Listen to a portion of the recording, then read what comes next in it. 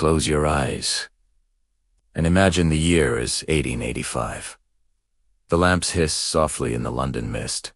Curtains drawn, tea cooling beside the bed, before electric light, before alarm clocks. The night itself was a living thing, a time of ritual, mystery, and quiet awe. Tonight, we drift into the hidden world of Victorian dreams, where sleep was sacred. Dreams were decoded like divine messages, and nightmares were omens whispered by fate itself. So, before we begin, tell me in the comments, where are you watching from, and what time is it for you right now? And when the story ends, I'd love to know how you felt about this journey through candlelight and sleep. If you haven't already, please subscribe to join our quiet circle of dreamers, and like this video if you find peace or meaning in it. Now, settle back, let the noise of the modern world fade away, and follow me into the candlelit hours of a forgotten age, where every dream was a story, and every sleeper a seeker of meaning. Of evening. In the narrow streets of Victorian London, the final wagons rattle homeward, their wooden wheels whispering over cobblestones slick with rain. The air smells faintly of soot, candle wax, and horse sweat, the breath of a city not yet ready to sleep. In the distance, bells mark the hour. One by one, doors close,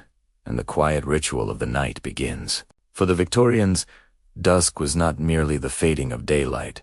It was a transformation. The world shifted from the realm of reason to the realm of dreams. Gas lamps hum faintly as lamplighters make their rounds, their long poles lifting small globes of fire into the thickening air. The blue-gray haze of the city is slowly replaced by a golden glow, trembling on puddles and window panes. Shadows lengthen, then deepen, until the streets seem half submerged in sleep themselves. The houses, tall, narrow, built close as if for warmth, guard their own mysteries. Behind each curtain lies a chamber of private rituals, prayers whispered over nightstands, slippers laid neatly by the fire, a candle guttering as someone turns a page of their favorite novel before bed. Inside one such home, the evening's hush has begun. A woman extinguishes her sitting room lamp and draws the drapes tight against the fog. Her movements are practiced, almost ceremonial.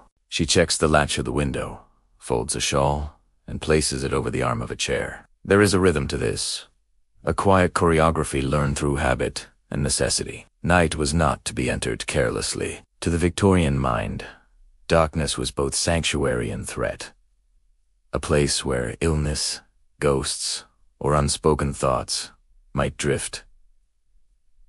Too close, the boundary between safety and danger was fragile, and a single forgotten candle or open window could invite misfortune. In this dim half-light, the heart of the Victorian world beat slower. The fire, no longer needed for the day's labors, is banked to embers. The smell of coal mingles with lavender sachets tucked into drawers. A servant moves quietly down the hallway, her shoes muffled by thick rugs, her hands carrying a small dish of warm water for washing. In upper rooms, parents call softly to their children, tucking them beneath thick quilts. Downstairs, a cat curls near the fading hearth. Outside, the last cart rattles past, leaving only the sigh of wind through the alleyways. The night was never fully silent in these times. The very fabric of Victorian living, the tick of the mantel clock, the creak of wood expanding in the cool air, the distant hum of the city, all became part of a strange nocturnal orchestra. To live without electric light meant to live close to the rhythms of nature.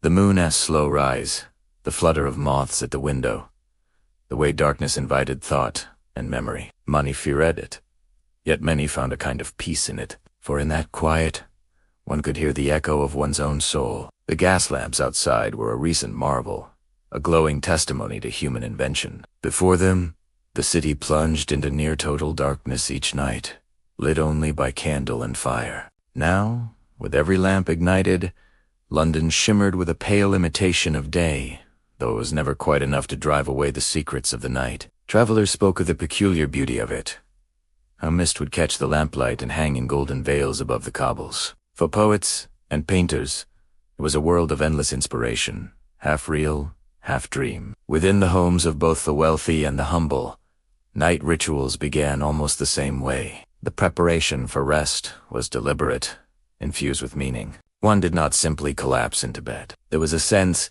that sleep itself was a sacred passage, and to approach it properly required order and calm. Hands were washed in porcelain basins. Hair was brushed until it gleamed in the lamplight. Prayers were spoken for health, safety, and the protection of loved ones. To close one's eyes without such preparation felt almost irreverent, as though inviting chaos into the chamber of the soul. The nightcaps were tied, the beds warmed with heated stones wrapped in cloth, and the rooms filled with the faint scent of beeswax from newly snuffed candles. In larger houses, servants might still be working below, polishing boots, folding linens, or banking the kitchen fire, but upstairs, time seemed to slow to a whisper. There is something deeply human about this transition, something that still lingers in us.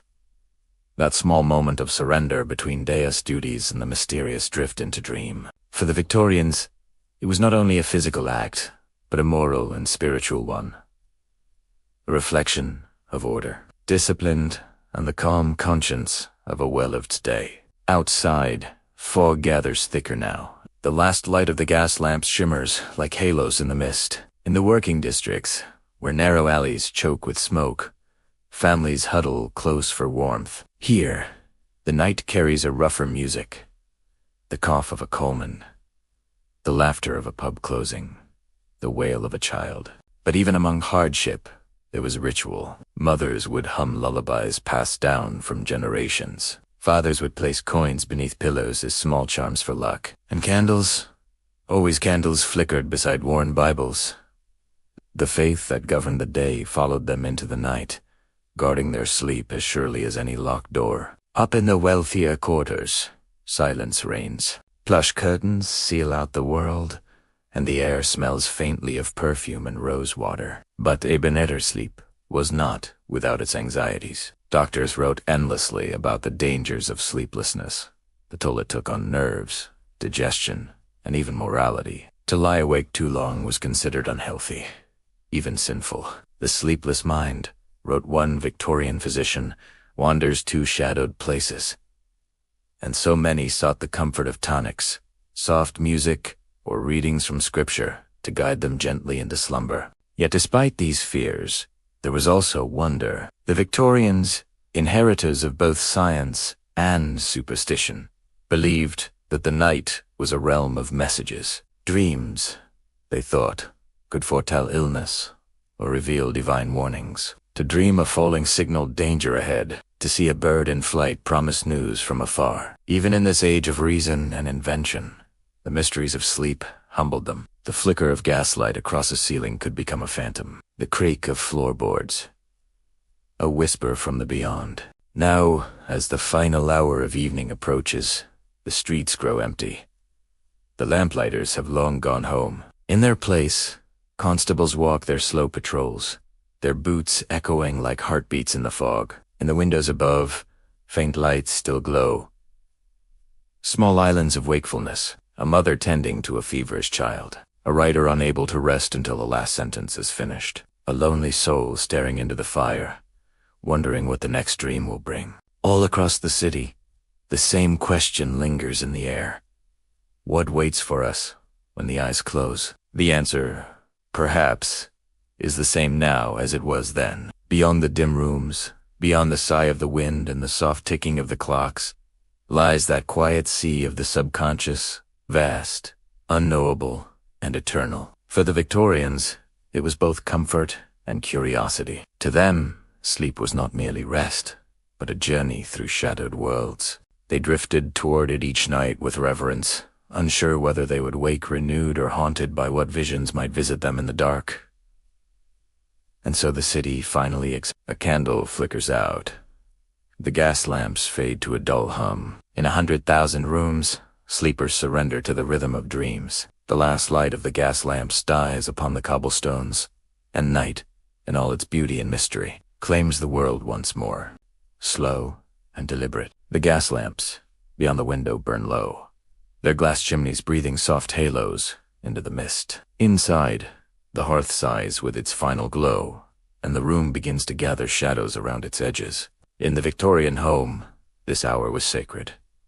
The slow descent from wakefulness into night. A ritual performed with grace and patience. To live in the 19th century was to live by rhythm, the turn of clocks, the toll of bells, the flicker of firelight that measured time as faithfully as any machine. And so when the day's labor ended, families did not simply fall into sleep. They descended two-ordered, step by deliberate step, as though preparing for a quiet ceremony. In parlors and small sitting rooms, the remnants of supper still linger. The scent of roasted meat, the sweetness of fruit, preserves the faint metallic temps of cutlery polished clean. The chatter of family softens to murmurs. Newspapers are folded, embroidery set aside. Some move closer to the warmth of the fire. Others linger near the window, gazing into the night where gaslight dances on damp glass. It is a moment between worlds, neither day nor dream, and every action feels both ordinary and intimate. For many Victorians, the evening ritual began with order. To tidy one's space was to calm one's mind. Tables were cleared, chairs straightened, small lamps trimmed and turned low. Children were bathed in water, cooled just enough not to sting the skin. The house must not look chaotic before sleep, for disorder was believed to invite restless spirits and restless thoughts. Cleanliness, both of body and home, was a moral act, and so even the humblest families took care to prepare the night, as though it were a guest soon to arrive. Then came the washing. The sound of basins filling echoed faintly through corridors. Porcelain and water, the two voices of Victorian nighttime. Faces were washed, hands scrubbed, hair unpinned, and brushed 100 strokes by lamplight. To cleanse oneself before bed was not only a matter of hygiene, but of dignity. One should never meet one's dreams unprepared. Many kept beside their beds a small pitcher of lavender water, its scent meant to soothe both skin and spirit. In wealthier households, dressing for the night was its own quiet art. The evening gowns of silk and lace were traded for loose robes of cotton and linen, soft slippers drawn from beneath the dressing table, and the famous sleeping caps, delicate things of muslin or wool, tied neatly under the chin to keep warmth from escaping during the long, cold hours. The candlelight shimmered over mirrors, now draped with lace, for many believed that mirrors could hold reflections of the soul, and to leave them uncovered during sleep was to invite the unseen to gaze back. Downstairs, servants moved silently through the final chores of the day. Coal scuttles were emptied, lamps extinguished one by one, and doors bolted with heavy keys. The echo of those bolts was strangely comforting, a sound that said, "The world outside may do as it pleases. Here within, we are safe." The night belonged to the household now. For those who had the luxury of time, this descent into night often carried a touch of leisure. Gentlemen might smoke a final pipe near the fire, the blue smoke curling toward the ceiling as the flames dimmed. Ladies often kept journals, writing in soft cursive about the day's events, who had called, what was read, the weather, or some small worry of the heart. These entries were often brief, yet they captured the mood of the age, an awareness that night was not merely an ending, but a reflection. Elsewhere, the less fortunate made do with simpler comforts. In tenements and boarding houses, beds were shared and fires scarce. Yet even there, the same human yearning for order and peace prevailed. Shoes were placed neatly beside pallets, a single candle guttered on a table, and someone whispered a small prayer. The ritual remained not of wealth, but of belonging to the rhythm of the world. As the evening deepened, certain drinks were taken. Warm milk spiced with nutmeg, chamomile tea steeped in tin pots, or, for those of stronger taste, a small glass of port to steady the nerves. Physicians of the time recommended these gentle aids, believing that digestion and temper must be soothed before one dared sleep. Too much excitement, a dramatic novel, a loud conversation, a late supper could disturb the mind as a fragile balanci. Many Victorians approached sleep as though taming a delicate creature. One must not startle it, or it would vanish into wakefulness. And so, conversations softened, lights dimmed, and time itself seemed to slow. The fire's crackle grew softer, the ticking of clocks louder, as if each sound leaned closer to listen. Some families gathered for brief devotions, a verse of scripture, a whispered prayer for those far from home, or for health through the night. These small rituals connected them to something greater than their lamplit rooms. To sleep, after all, was to surrender to mystery, and faith made that surrender bearable. For others, the descent into night was a time of quiet thought. The Victorians lived in an age of discovery of railways, telegraphs, and the birth of science as we know it. Yet the night reminded them of how little they truly understood. Dreams were uncharted territory, the mind's own wilderness. Philosophers wrote of them, poets filled pages with moonlit reveries, and ordinary people, folding down their quilts and smoothing the pillow, must have wondered whether their dreams were truly their own, or whether some divine hand painted them upon the canvas of sleep. Imagine, for a moment, such a room. The wallpaper patterned with faded roses, a single candle trembling on the dresser. A book lies open, perhaps a volume of Tennyson's poems, or a worn Bible. A hairbrush rests beside a comb of ivory. The air carries the faint perfume of soap and wool. A slipper has fallen on its side near the bedpost. All is still. In the corner a small clock ticks. It sounds the heartbeat of time itself. And as the final candle flame leans and dies, the room fills with the thick quiet of Victorian night. That strange and holy darkness that feels almost alive. In this hour, thoughts grow softer, wandering between the conscious and the unreal. The mind begins to loosen its grip on the day. The fire's last ember glows like a dying star, and the air cools against the cheek. To fall asleep was not sudden. It was a slow drifting, like a leaf upon a still pond. The Victorians understood this rhythm instinctively. They knew that rest could not be commanded. It had to be courted. They waited for it, trusted it, prepared themselves for it, a nightly ritual of surrender. Outside, the city breathes through fog and silence. Somewhere, a carriage wheel grinds to a halt. Somewhere a dog barks and is answered only by its own echo. From windows high and low, lamps are being snuffed one by one, tiny stars vanishing into the night. Each window that darkens is a small farewell, another soul surrendering to sleep. The world grows smaller, slower. The day's noise is gone, replaced by the soft symphony of a slumbering city. And within that vast, quiet breath of time, the Victorians found their peace, the gentle descent into night. It was not luxury, nor ignorance, but a kind of trust, that after the long labors of the day, the darkness would cradle them, the dreams would speak softly, and morning, faithful as ever, would find them once again, muting the city's restless breath. Inside, the household has grown still. The servants have long since retired to their quarters, and only the gentle sigh of the embers and the slow ticking of the clock remain. It is this quiet hour, between wakefulness and the first touch of dream, that the Victorians called their most intimate time, the ritual of rest. To us, sleep may seem a simple thing, a reflex of the weary body, but to the Victorians, it was almost sacred, a ceremony of purity, order, and devotion. They believed that rest revealed the moral state of a person, that how one prepared for sleep reflected the discipline of one's spirit. It was not enough merely to close the eyes. One must earn peace through deliberate ritual. In the bedroom, lamplight pools like honey over polished wood. The heavy curtains are drawn close, sealing out the night air, and a faint trace of lavender drifts from a sachet tucked beneath the pillow. The bed itself, high and dignified, stands as the room is a centerpiece carved oak or mahogany, its posts like sentinels guarding the dreamer's journey. Beside it rests a Bible, a glass of water, a candle stub guttering low in its holder.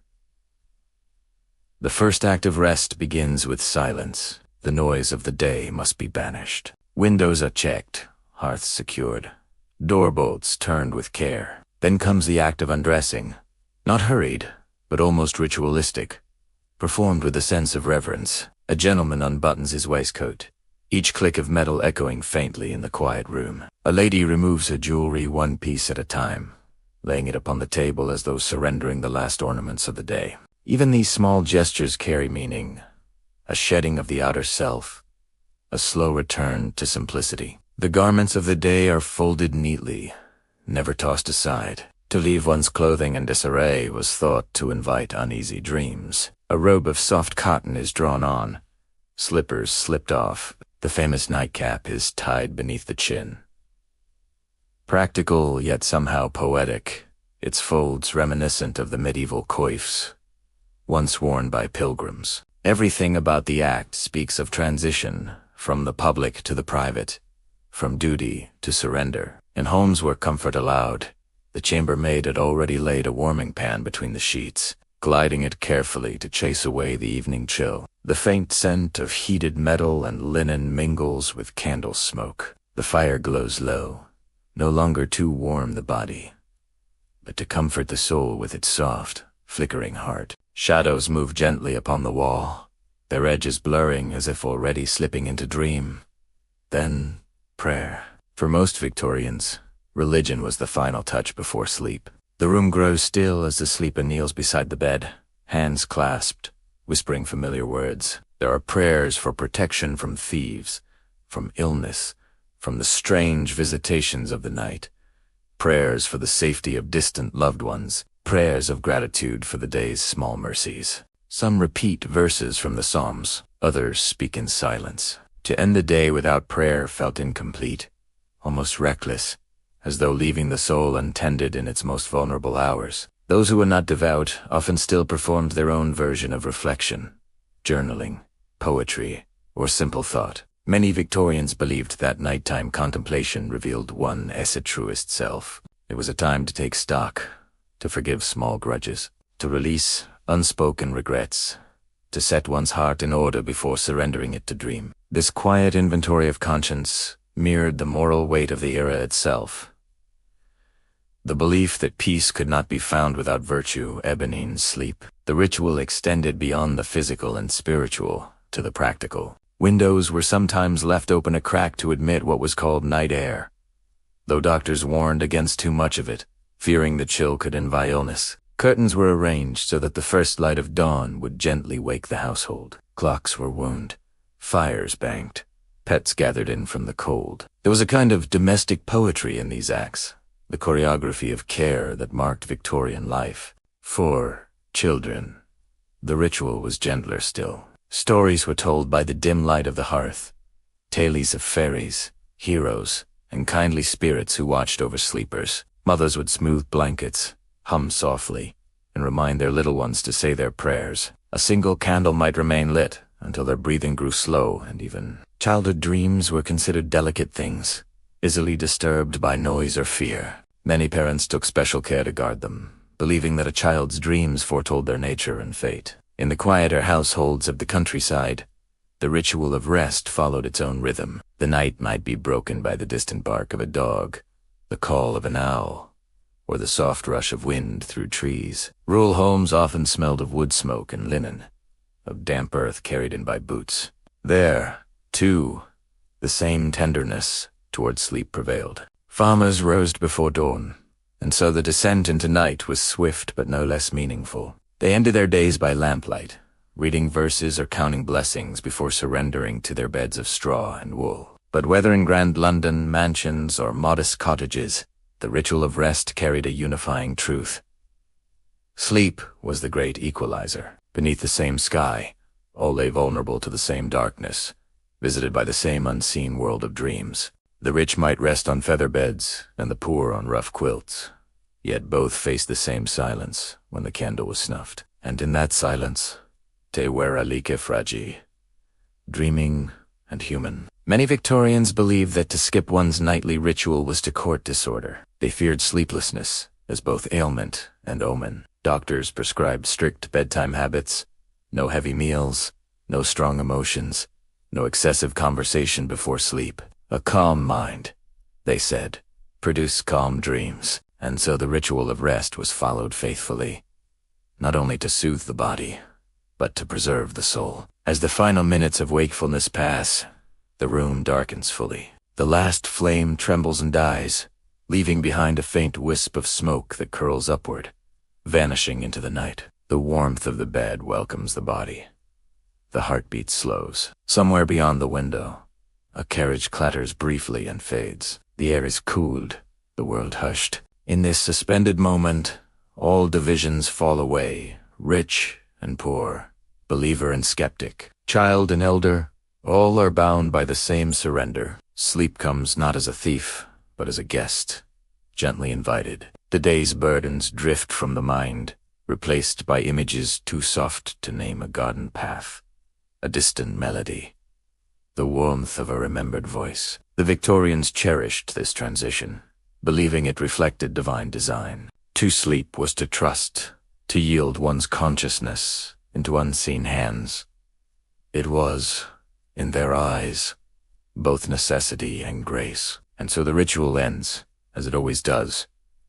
In silence, the household breathes in rhythm with the night. The city outside sighs in fog and lamplight. And within these quiet chambers, a million sleepers rest beneath the same dreaming sky. Their lives paused at the threshold between this world and the next. Past brick sprawl. The hum of distant carriages fades into the mist, and the last notes of piano music drift down a lamplit corridor. In many Victorian homes, this is the hour of tea, not the brisk, social afternoon affair, but the softer, slower ceremony that unfolds after sunset. It is tea for rest, for thought, for the dreaming mind. The kettle begins its low whisper, a sigh that builds to a steady hum. The flame beneath it glows with the same orange warmth as the fire on the hearth. Steam curls upward, ghost-like, tracing invisible ribbons in the dim room. On a small table near the window, a silver tray gleams faintly. A teapot, delicate cups of porcelain. A small bowl of sugar, and a plate of thin biscuits that crumble like sand at a touch. There is no rush in this hour. The world outside may hurry toward its own ambitions. Telegrams arriving, factory whistles fading into distance. But here, time each motion becomes deliberate, each sound soft. The spoon against the cup, the steady pour of water, the faint clink of china, all weave together like a lullaby. For the Victorians, tea was more than refreshment. It was a kind of philosophy, a moral act disguised as a domestic one. They believed that calm conversation, polite manners, and careful ritual were the pillars of civilization, and tea, humble as it seemed, was their quiet expression of that belief. To brew well was to show refinement. To serve gently was to reveal character. The evening tea was sometimes shared among family, a mother reading softly from a book, a father lost in a newspaper's dim print, children playing half-heartedly before being sent to bed. Yet often it was a solitary act. The mistress of the house might pour herself a final cup once the servants had gone, savoring the solitude that only night could bring. A man in his study might sip from a cooling cup while his pen hovered over unfinished letters. Lovers might sit together, hands barely touching, as the tea cooled unnoticed between them. The tea itself told stories of empire, of industry, of faraway lands. It arrived in wooden chests, stamped with the names of places few Victorians had ever seen. Ceylon, Assam, Darjeeling. Each leaf carried a whisper from distant hills and humid forests. To drink it was to partake in something vast and unseen. The richest, the pulse of trade, the ambition of a world expanding. Yet in this quiet room, all of that grandeur shrank to something intimate and human. Warmth in the cup, fragrance rising in the air. Some preferred strong black teas, dark and astringent, cut with sugar or softened with milk. Others favored the lighter blends, delicate floral, almost translucent, that seemed made for gentle conversation. For the sleepless, there were herbal infusions, chamomile, valerian, or lemon balm, each believed to calm the nerves and steady the restless heart. Apothecaries sold special blends for the troubled sleeper, while writers and poets swore by their own concoctions, brewed at midnight beneath the flicker of candlelight. Tea became a companion to thought. Diaries were written beside it, letters sealed after its warmth had steadied trembling hands. Many a confession was poured out over a second cup. In its quiet comfort, tea invited honesty, the kind that only comes when the noise of the day has died away. A hintless stimulant, it sharpened the mind just enough to let it wander without fear. It was, in a way, the perfect bridge between waking and dream. Listen. Now, the soft sound of rain against the window pane. It taps, gently, a rhythm both irregular and soothing. The fire sighs, and the fragrance of the tea seems to mingle with that of damp earth and smoke. A cat stirs near the hearth, stretches once, and curls again into silence. All the while, the teacup cools, and the drinker drifts slowly into reflection. Perhaps she remembers a childhood home. The smell of toast, the warmth of a mother's hand pouring from a brown pot. Perhaps he thinks of a letter that will never be answered, its paper yellowing somewhere far away. In such moments, tea becomes a vessel for memory itself. The Victorians often spoke of it as a restorative. They were not wrong, but the restoration it offered was as much of spirit as of body. In the dim parlors of London, poets gathered in secret societies to discuss art and ideals over endless cups of tea. They believed the beverage sharpened conversation and soft disagreement. Tea, wrote one, Essays, is the medium through which the English soul best reveals its tenderness. Others saw it as a refuge from the industrial noise of the age, a pause within the relentless hum of machines, where factories thundered and railways screamed. Tea reminded people of gentleness, of civility, of the power of stillness. Even the poor had their version of this ritual. In cramped boarding houses and tiny attic rooms, laborers heated water over small stoves, grateful for a few leaves bought from the cheapest merchant. They drank from chipped mugs instead of fine china, but the comfort was the same. The steam rose, fragrant and forgiving. The warmth spread through their fingers, easing the ache of long hours. Tea, in its simplest form, was democracy in a cup, shared by all, belonging to none. As the hour deepens toward night, the act of tea-making takes on a dreamlike rhythm. The final pour, the last slow stir, the faint ring of metal against porcelain fades into silence. The drinker sits back, feeling the gentle pulse of warmth spread through the chest, up to the temples. Taut's, slow. The body softens. The fire has burned low, its red heart flickering behind a screen. Outside, fog presses against the glass like breath. For the Victorians, this moment was more than comfort. It was symbolic. They saw in tea the balance of life itself, the meeting of fire and water, heat and stillness, strength and gentleness. A cup of tea, when properly made, embodied moderation, patience, and harmony. All virtues dear to an age obsessed with order. To drink mindfully was, in its way, a moral act. And when the final sip is taken, the ritual does not end. The cup is set aside.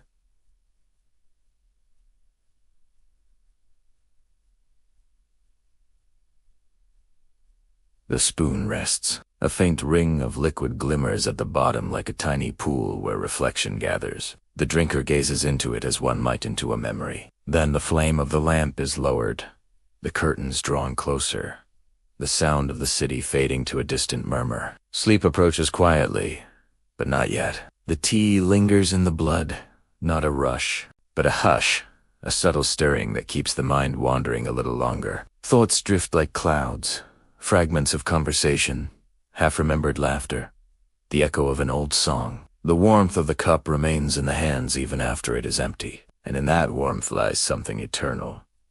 The small, human act of pausing before surrendering to night. Perhaps this is why, even now, the world still turns to tea when it seeks comfort. The Victorians, with all their complexity and restraint, understood that peace does not come from silence alone but from ritual, from the delicate art of doing something simple with full attention. Each evening cup was a rehearsal for rest, a gentle prelude to sleep. The rain continues. The lamp gives its final flicker. The last trace of steam fades into the dark, and somewhere, in the deep quiet of the night, the dreaming mind begins to stir calm, unhurried, and soothed by the warmth of tea, and the city falls silent. Beyond the fog-streaked window panes, gas lamps dim one by one, swallowed by the mist of midnight. Within the quiet bedroom, only the slow rhythm of breathing remains, that steady rise and fall of a body surrendered to sleep. In this stillness, another world begins. The Victorians believed sleep was not merely rest, but a passaje, a nightly journey through unseen lands of the soul. They imagined dreams as secret messages written by angels, ancestors, or the subconscious mind, though that word, subconscious, was still new and mysterious to them. 2. Dream was to cross the border between the known and the divine. A woman asleep in a lace-curtained room might find herself walking through a moonlit garden, speaking to someone long dead. A young man might see himself standing at the gates of an endless city, where every door opened onto something he feared. Each dream carried weight, meaning, and mystery, never dismissed as random. The Victorians catalogued them like scholars of the invisible. Dream dictionaries, thick and ornate, sat beside family Bibles on many bedside tables. Their pages promised to decode the language of the night. Dream of water, it might mean change, fortune, or death, depending on whether it was calm or stormy. Dream of a key secret soon to be unlocked. Dream of teeth falling out, illness or deceit. No image was accidental. Every symbol had its place, every vision its moral. Doctors, priests, and poets alike tried to explain this nightly theater. Science was advancing fast, microscopes peering into blood, factories measuring time, yet dreams defied such scrutiny. Some believed the brain replayed its waking thoughts like a magic lantern projecting faded pictures. Others thought the soul traveled while the body slept, glimpsing truths the waking mind could never bear. It was an age that lived between faith and discovery, and dreams were caught in that uncertain light. Even ordinary people took dreams seriously. A servant girl might whisper her nightmares to a friend in the scullery, fearing they foretold her mother's sickness. A mother might comfort her child after night terror, then later note the dream in her diary as a possible omen. Families read their dreams aloud at breakfast, each offering their interpretations, as though the night had delivered a coded letter for all to ponder. The Victorians' fascination with dreams grew alongside their love of mystery. Spiritualism swept through drawing rooms, seances, table-turning, and ghostly whispers in the dark. Many who believed in spirits saw dreams as their gentler cousin, a way the dead could speak without terror. Mediums claimed to receive visions during slumber. Poets wrote of dream visitations, where lost loves returned like shadows in candlelight. But not all dreams were kind. Nightmares haunted Victorian nights with terrible intimacy. Without electric light or warmth, darkness felt alive, full of creaks, whispers, and shifting shadows. Medical journals described night terrors with clinical precision, yet no one truly understood them. Some physicians blamed indigestion, others the nerves. A few even suggested that nightmares were caused by moral weakness, that unconfessed guilt or sin twisted the imagination into horror. Consider the gaslit bedrooms of London,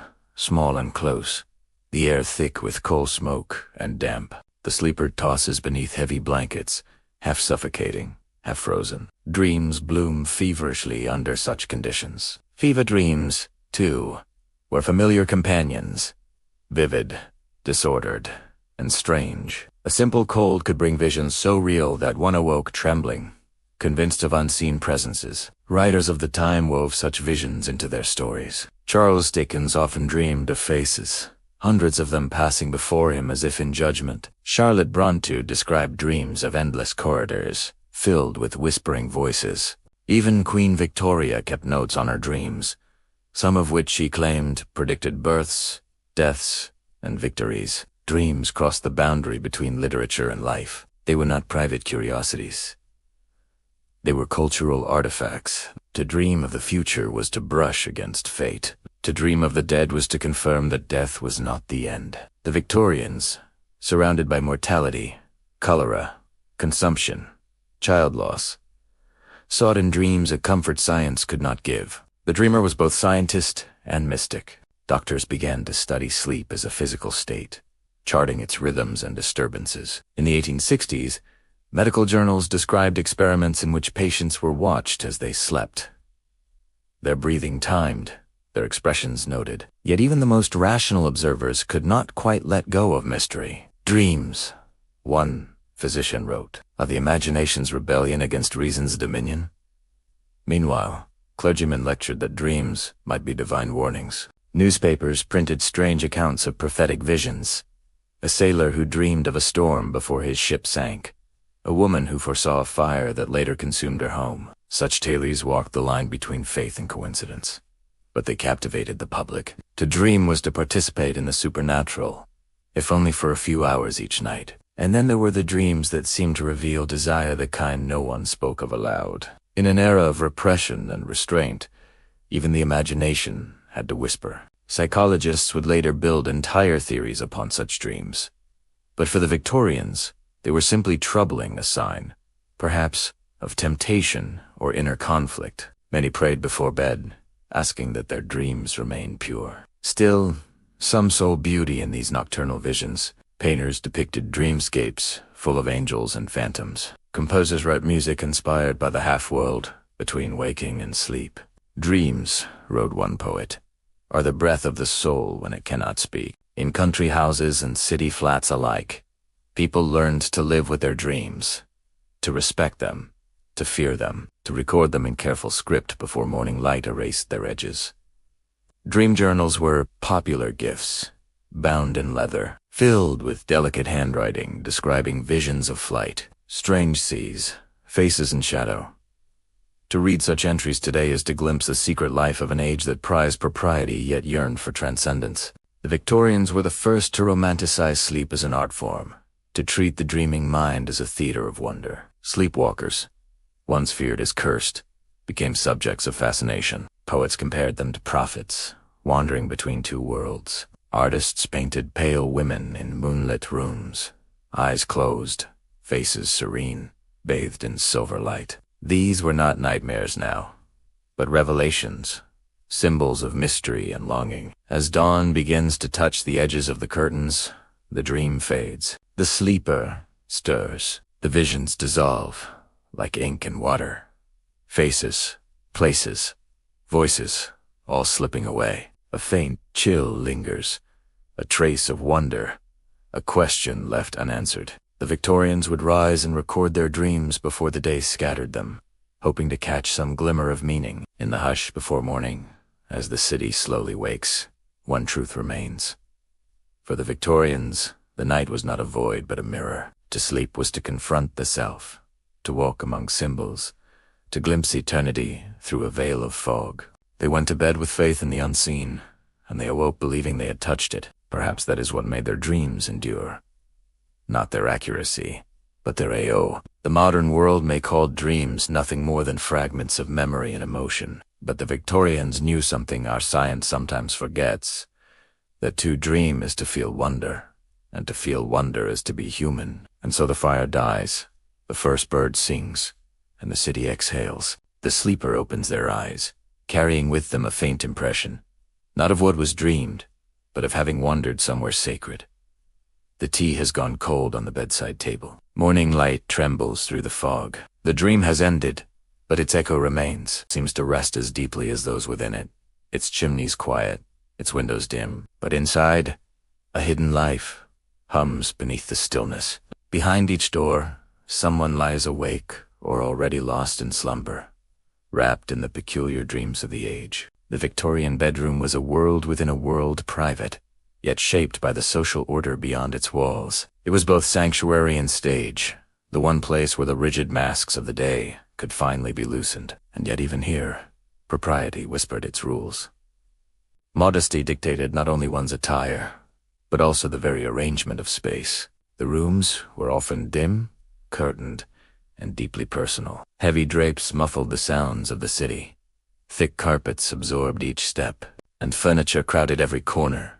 Carved wardrobes, dressing tables, escritoires, and chairs draped with shawls and gowns. The air was rich with the scent of beeswax polish, lavender scent, and sometimes the faint medicinal odor of camphor or coal tar. Even at night, the Victorian home never quite lost its texture of formality. The centerpiece, always, was the bed, not merely a place of rest, but a monument to comfort, taste, and class. The wealthier families slept beneath canopies and embroidered coverlets, their beds standing high enough that one might need a small stool to climb into them. The poor, by contrast, slept on narrow iron frames or wooden boards, softened only by straw or horsehair. Yet rich or poor, the act of lying down was shared ritual, a daily surrender, both ordinary and sacred. Beds were objects of inheritance, gifted from generation to generation,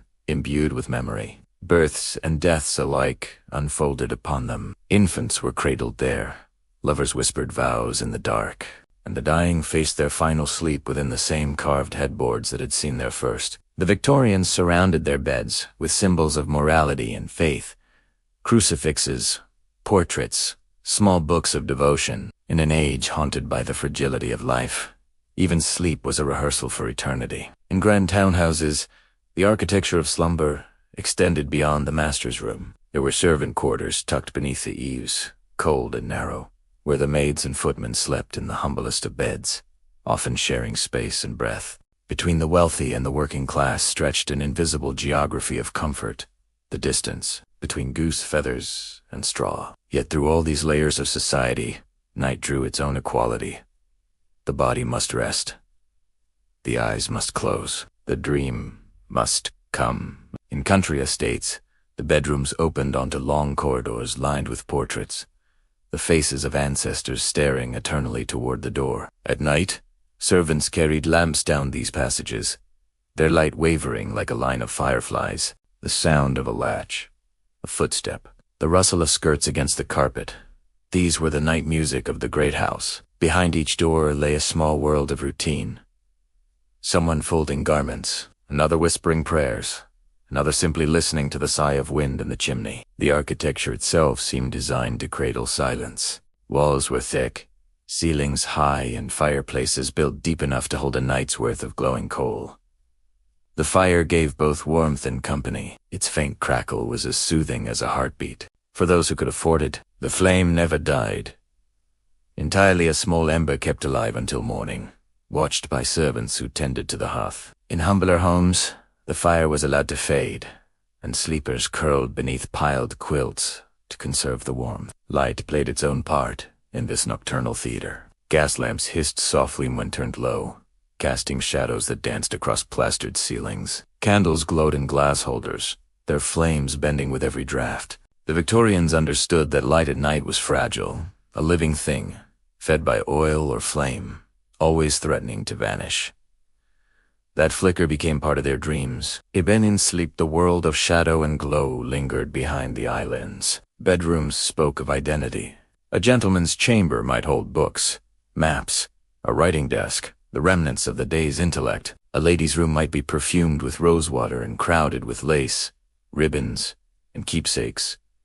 Letters bound in ribbon, a pressed flower from a forgotten garden, a miniature portrait. Children's rooms were filled with toys that looked half aloof in the half-light. Porcelain dolls, rocking horses, tin soldiers whose painted faces caught the glow of the lamp. Yet beyond beauty, these rooms revealed a certain vulnerability. The Victorians, for all their progress, were deeply aware of fragility, of health, of spirit, of morality. Bedrooms were often designed to protect as much as to please. Windows were hung with thick drapery to block drafts. Floors were covered with rugs to muffle the cold. Some placed sprigs of lavender or rue beside the pillow to purify the air and ward off illness. The bedroom was both refuge and battleground against chill, disease, and sometimes fear itself. Even sounds became part of this architecture of sleep. In the city, a faint hum of life persisted. The rattle of distant carriages, the calls of night sellers, the bark of dogs in fog. In the countryside, there were other noises. The owl's call, the creak of branches, the moan of wind through the hedge. The Victorians, less shielded by insulation and glass than we are, slept to the natural symphony of their It shaped their dreams, giving them the pulse of the world beyond the walls. Shared sleeping was common, too, though rarely discussed openly.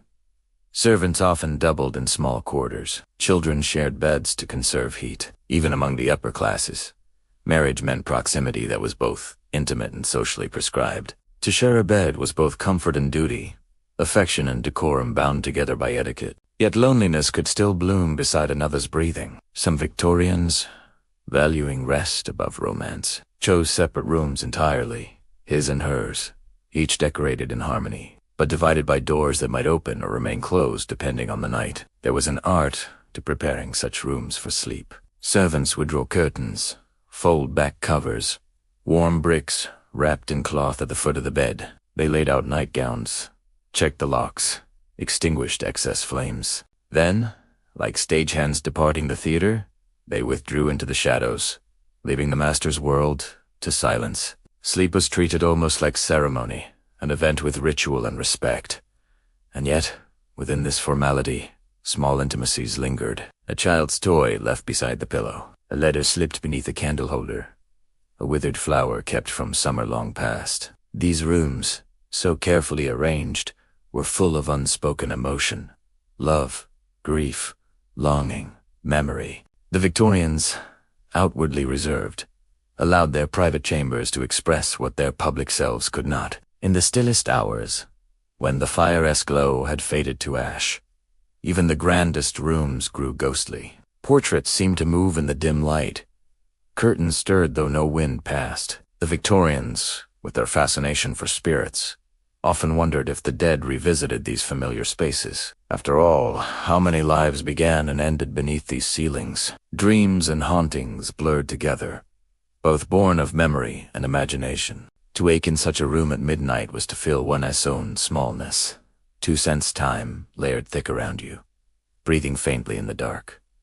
Toward dawn, the room soft. The outlines of furniture returned, gray and solid. The chill deepened, urging the sleeper to burrow deeper beneath the blankets. Soon the servants would rise again, stirring fires, opening shutters, and letting in the pale, reluctant light. Another day would begin, and the private world of the bedroom would dissolve into daylight's order once more. But for now, in this brief, suspended hour before waking, the architecture of sleep holds. The fire's last coal glows faintly. The walls seem to breathe. A bird stirs in the eaves, and somewhere within the layers of shadow and warmth, a sleeper dreams, their breath joining a century's worth of dreams that once filled rooms like this, echoing still in silence. The house sleeps on, as though dreaming with them, full and silent, their iron wheels no longer rattling over the cobblestones. The last tavern lights guttered, and even the restless city, always half awake, surrendered to its uneasy dreams. Within narrow terraces and grand houses alike, the night took its hold, and the human mind began its strange and secret work. The Victorians, so proud of reason and order, could not command what came after midnight. When the eyelids fell, their well-kept worlds began to blare. Chimneys and rooftops melted into cloud.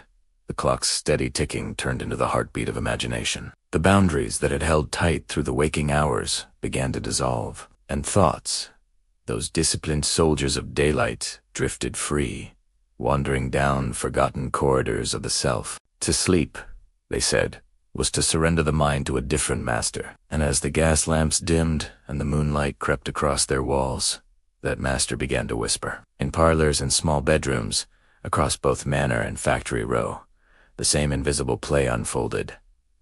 A young woman dreaming of her lost brother, a weary clerk dreaming of a clock that would not stop, a mother dreaming of the sea, though she had never seen it. Dreams came to each in their own form, fragments of memory, huckles of fear, glimpses of longing. The Victorians called them visitors, and indeed, that is how they were received. They came unbidden, but were rarely turned away, for each might bring a message. The dream was a guest, mysterious, unpredictable, sometimes feared, but always respected. To them, sleep was not mere rest.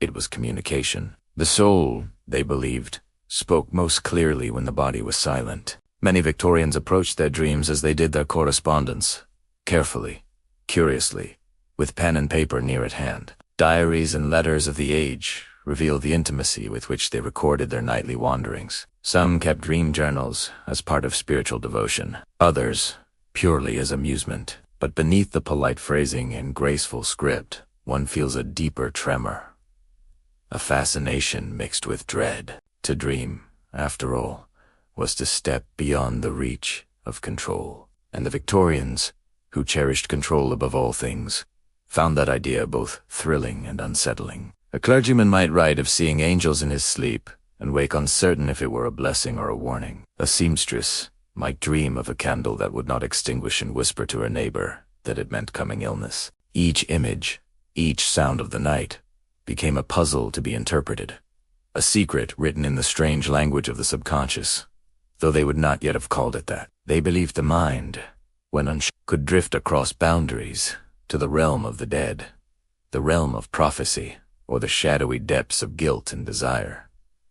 Dreams were not simply personal. They were portals. Outside, the fog might thicken over the Thames, its gray breath curling against the windows. Inside, another fog gathered, a fog of the mind. In that drifting space, faces appeared and vanished, doors opened to impossible rooms, and voices whispered half-remembered words. The dreamer floated between worlds, neither fully alive nor fully gone, suspended in the curious twilight of thought. Victorian poets often wrote of this borderland. They described it as a sacred place where imagination was freed from reason's cold hand. Painters, too, sought to capture it. The sleepwalkers in white gowns, the moonlit landscapes that seemed half-real, half-remembered. Even the scientists, those early explorers of the human psyche, found themselves entranced by it. They began to wonder if the mind, when wandering, revealed its true nature. Was a dream simply a trick of the senses, or a window into the soul's vast architecture? Some claimed that the dreaming mind was closer to the divine, a bridge between heaven and earth. Others whispered that it was a dangerous mirror, showing not what we wished to see, but what we feared to admit. There were those who dreaded their dreams. Nightmares, the Victorians believed, might be born of indigestion, or of sin, or of spirits. To dream of drowning was an omen of sorrow. To dream of falling meant misfortune or death. The dream world, though ethereal, could wound as deeply as the waking one. Superstitions thrived in that midnight silence. A dream of white flowers could foretell a wedding or a funeral. A snake in the night might mean betrayal. A broken mirror seen in sleep promised bad luck for years to come. Even the faintest dream could ripple outward, shaping choices, changing hearts. And yet, for all their fears, the Victorians could not turn away. They sought meaning as one might seek a cure. They believed that within the night's visions lay the map to the human heart. Some dreams offered comfort, long conversations with the departed, moments of peace that daylight could not provide. Grieving mothers spoke of meeting their lost children in dreams, holding them close, feeling their warmth as though life had returned for a moment. Soldiers home from war dreamt of the fields they'd left behind, the sound of homecoming bells that never rang. In the privacy of sleep, all distances closed, all sorrows softened. Perhaps that was why the Victorians so cherished the power of dreams, because in a world full of loss, they offered reunion, even if only for a breath of night. When the mind began to wander, it revealed not only imagination, but yearning. The yearning to understand what could not be seen. The yearning to speak with what could not answer. To the Victorians, the dream was a message from the unseen world, sometimes divine, sometimes dangerous, but always significant. They built meaning from fragments, a feather on the floor, a scent of rosewater, a sound that had no source. Each was woven into the fabric of interpretation. A husband might wake and share a strange dream with his wife, and before breakfast, they would have turned it into an omen, a memory, a story to pass on. Dreams, in this way, became a quiet conversation between the living and the unknown. As the night deepened, the dreamer's mind continued to roam through childhood memories, half-heard prayers, and the endless corridors of imagination. Sleep became not rest, but a pilgrimage. Each dreamer, however ordinary, was a traveler in a landscape of their own making, walking through gardens that bloomed with impossible colors, climbing staircases that led to nowhere but the self. And when they woke, just before dawn, they might carry with them a feeling they could not name, a sorrow, a comfort, or a warning that would follow them into the day. Perhaps they never truly woke. Perhaps part of them always remained in that wandering state, caught between reason and reverie, between the known and the imagined. In the end, the Victorians saw in dreams a reflection of their deepest truth, that life itself is a kind of slumber, a fragile passage between birth and eternity, where each of us walks, half aware, through corridors of light and shadow. And when the mind begins to wander, when thought dissolves and mystery begins, perhaps that is when we are closest to whatever it is we call the soul. The parlor was dim, only the soft hum of the night outside, the faint smell of coal, and the slow ticking of the mantel clock. On the small mahogany table, beside a teacup gone cold, lay a curious book bound in dark green leather. Its spine was worn, its edges softened by years of secret use. The Victorians called it the Dream Interpreter's Book. In nearly every respectable household, there was one tucked discreetly behind volumes of sermons or poetry. By day, it was hidden away. By night, it emerged like a relic of quiet fascination. Within its gilt-edged pages lay a secret language, a code of symbols that promised to translate the incomprehensible world of dreams into messages from fate itself. The book claimed that no dream was meaningless. A white horse galloping through fog signaled coming fortune. A falling tooth foretold the death of a loved one. A mirror breaking meant a betrayal close at hand. Such were the interpretations Victorians whispered about in parlors and bedrooms alike, the coded whispers of destiny dressed in the silk of superstition. Imagine a young woman in 1872. Her name, perhaps, is Margaret Dorrington. She wakes before dawn, heart fluttering, her pulse trembling beneath her palm. In her dreams she saw herself walking down an endless hallway lined with clocks, each ticking at a different rhythm. At the end stood a door she could not open. As the house sleeps, she lights a taper and slips to a writing desk. Her fingers brush the spine of her dream book. She opens it carefully, searching the index 4 door, 4 clock, 4 hallway. The entries are specific, poetic, strangely reassuring. Dora, a new opportunity, or one not yet permitted by Providence. Clock time wasted, or a warning not to delay important matters. Corridor, a long journey of the soul. She closes the book with a soft sigh, the faintest smile flickering across her lips. Perhaps it was not fear she had dreamt, but hope, a reminder that patience would be rewarded. In that quiet moment, as the first thread of dawn shimmers against the drapes, she feels less alone. To understand the power of these dream interpreters, one must remember that the Victorian age balanced precariously between science and mysticism. It was a century of steam and spirit, of inventions and seances, microscopes and miracles. Dreams belonged somewhere in between, bridging the seen and unseen worlds. Publishers knew the fascination well. Bookshops in London's West End displayed ornate editions. The Dreamer's Oracle, The Midnight Key, Dr. Gregory's Universal Interpreter. Some came bound in velvet, meant for elegant drawing rooms. Others were small, pocket-sized companions for travelers and lovers alike. One volume, Mrs. Stratton's Dream Lexicon of 1859, even claimed to help the reader foretell success in marriage, business, and affairs of the heart. It sold thousands of copies in its first printing. People consulted these books as naturally as they checked the weather. A gentleman might read about his dream of falling coins and wonder whether he should risk an investment. A governess might ponder her dream of a bird in a cage and take it as a sign to remain with her employers rather than marry. But the dream books were more than curiosities. They reflected the hidden emotions Victorians rarely spoke of aloud: fear, longing, guilt, passion. Dreams became the acceptable language for the unacceptable. A woman might not confess love or envy in daylight, but she could describe a dream of roses or storms, and others would nod knowingly, as though nature itself had whispered through her sleep. At social gatherings, these interpretations were often exchanged playfully. Parlor amusement for the introspective. "Last night I dreamt of snow," one lady might say. "Ah."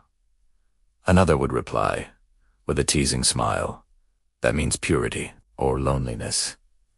Laughter would follow, but behind the humor lingered a quiet belief that such signs were not to be ignored. In households across the empire, from drawing rooms in Bath to plantations in India, dreams became the secret maps of human hope and dread. They told of unborn children, of impending letters, of journeys and losses yet unseen. Even the clergy were divided on the subject. Some denounced dream dictionaries as pagan relics. Others, however, saw in them an echo of biblical visions: Joseph's dreams in Egypt, Daniel's interpretation before kings. If divine dreams once spoke to prophets, who was to say they did not still whisper in the gaslit shadows of London? And so, as midnight settled upon the empire, countless men and women kept the same ritual: a candle lit, a sigh, the turning of gilt-edged pages, the search for meaning between lines of poetic prophecy. Perhaps this longing for hidden messages was simply the human heart-seeking pattern. Or perhaps it was something older still, an instinct that refused to fade with progress and science. In Air Parlour, Margaret places the book back on the shelf, next to a Bible and a favorite novel by Mr. Dickens. To her, they are not opposites. Scripture, story, and symbol, all are ways to make sense of the unseen. The flame wavers. Outside, the fog presses softly against the window panes. The clock strikes 3.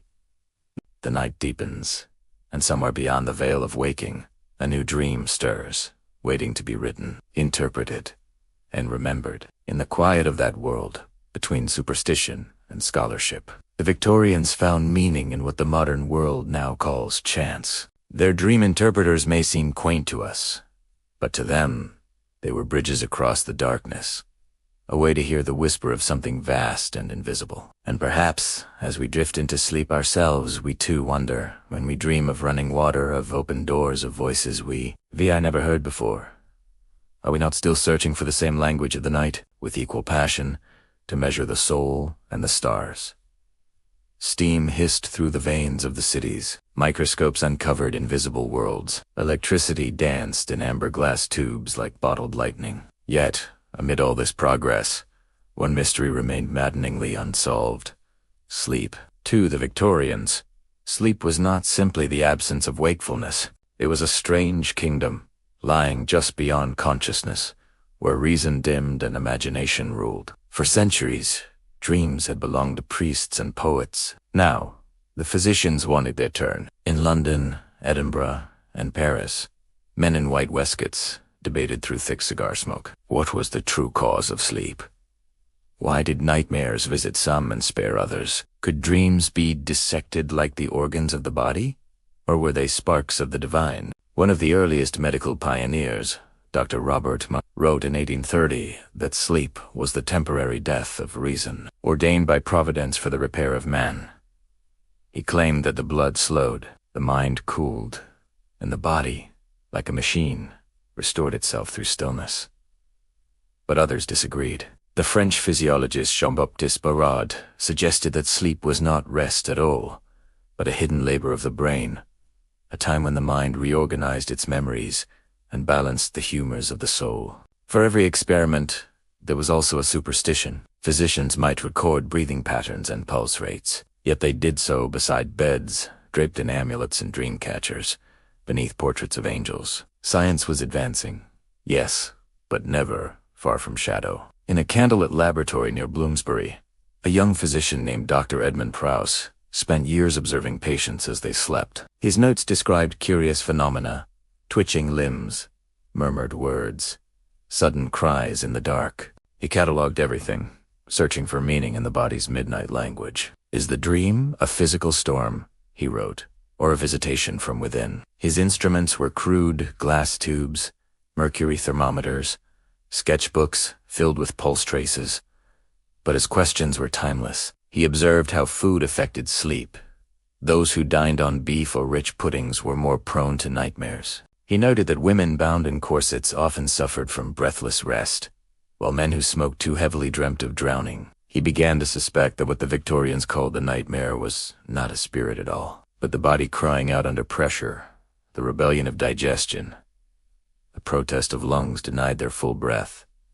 Not everyone agreed. In Edinburgh, Dr. Hugh Lister argued that dreams were electrical in nature, tiny sparks in the brain, each a phantom of waking thought. His lectures drew crowds of curious students, some hopeful, some horrified. The church still whispered warnings. If dreams could be measured, then perhaps the soul itself might one day be weighed. Meanwhile, ordinary people lived between these two worlds, torn between science and superstition, faith and fear. They still whispered bedtime prayers and brewed their valerian teas. They still hung sprigs of lavender above their pillows and cracked the window to let out evil vapors. And yet, they read eagerly about new theories in the newspapers, fascinated by the notion that the human mind might be a kind of engine, one that could be studied, perhaps even repaired. Medical journals of the 1860s brimmed with advice for healthy sleep. Avoid excessive study after sunset, one article warned. Too much reading of poetry excites the nervous system and invites spectral dreams. Another recommended a small glass of port before bed to soothe the heart, advice that often did more harm than good. Women were instructed never to retire with their corsets on, lest the night air suffocate the delicate constitution. Children were told to keep their feet warm and their imaginations still. Even the architecture of sleep became medical. Physicians advised against heavy curtains, which trapped miasma, or bad air. They preferred the austere, simply linens, firm mattresses, an orderly room. Dust and clutter, they said, bred both disease and disturbing dreams. In 1878, The Lancet published a remarkable paper titled On the Physiology of Sleep. It proposed that dreams were not messages from heaven, but the nervous system's attempt to make sense of random signals. The idea was radical, almost heretical. For centuries, people had believed their dreams carried divine intent. Now science suggested they were the mind's idle chatter, meaningless as the crackle of a dying fire. And yet, the Victorians could not quite let go of mystery. Even as doctors spoke of nerves and digestion, they still told tales of prophetic dreams. The man who dreamt of a railway accident and avoided his doom. The mother who saw her child's illness before it appeared. Newspapers printed these accounts beside medical essays, and readers devoured both with equal hunger. One evening, in a quiet house in Bath, Dr. Prowse himself dreamt he was drowning beneath a frozen lake. He awoke gasping, certain that it was merely a reflex of his constrained breathing. Yet the next morning, he received a letter. An old friend had been found dead, drowned in the Thames. The coincidence unsettled him for the rest of his life. He never again lectured on the strict materiality of dreams. That was the essence of the Victorian struggle, to reconcile reason with wonder. Their world was expanding outward through exploration and industry, but inwardly, through the landscapes of the mind, it remained an enigma. In parlors and universities alike, they argued, was sleep the soul's retreat, or the body's repair? Was dreaming a divine whisper, or merely the brain sorting through the day's debris? The truth, even now, remains somewhere in between. As the century wore on, the conversation turned darker. Psychiatrists began to associate troubled dreams with madness. Asylums kept night logs of their patients' cries and visions. Doctors recorded the precise hour of each nightmare, as though charting tides. Disturbance of the mind during rest, one wrote, is the clearest window into the broken reason of the waking. But others defended dreaming as a natural theater of the soul, a space where the spirit could wander free.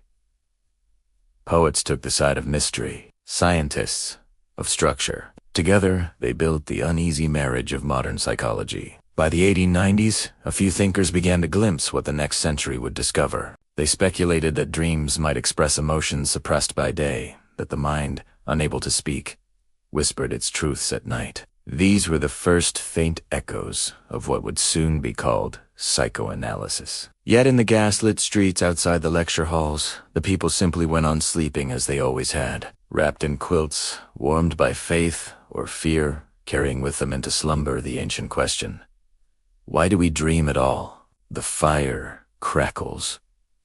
The doctor sets down his pen. In the stillness of his study, the city breathes around him.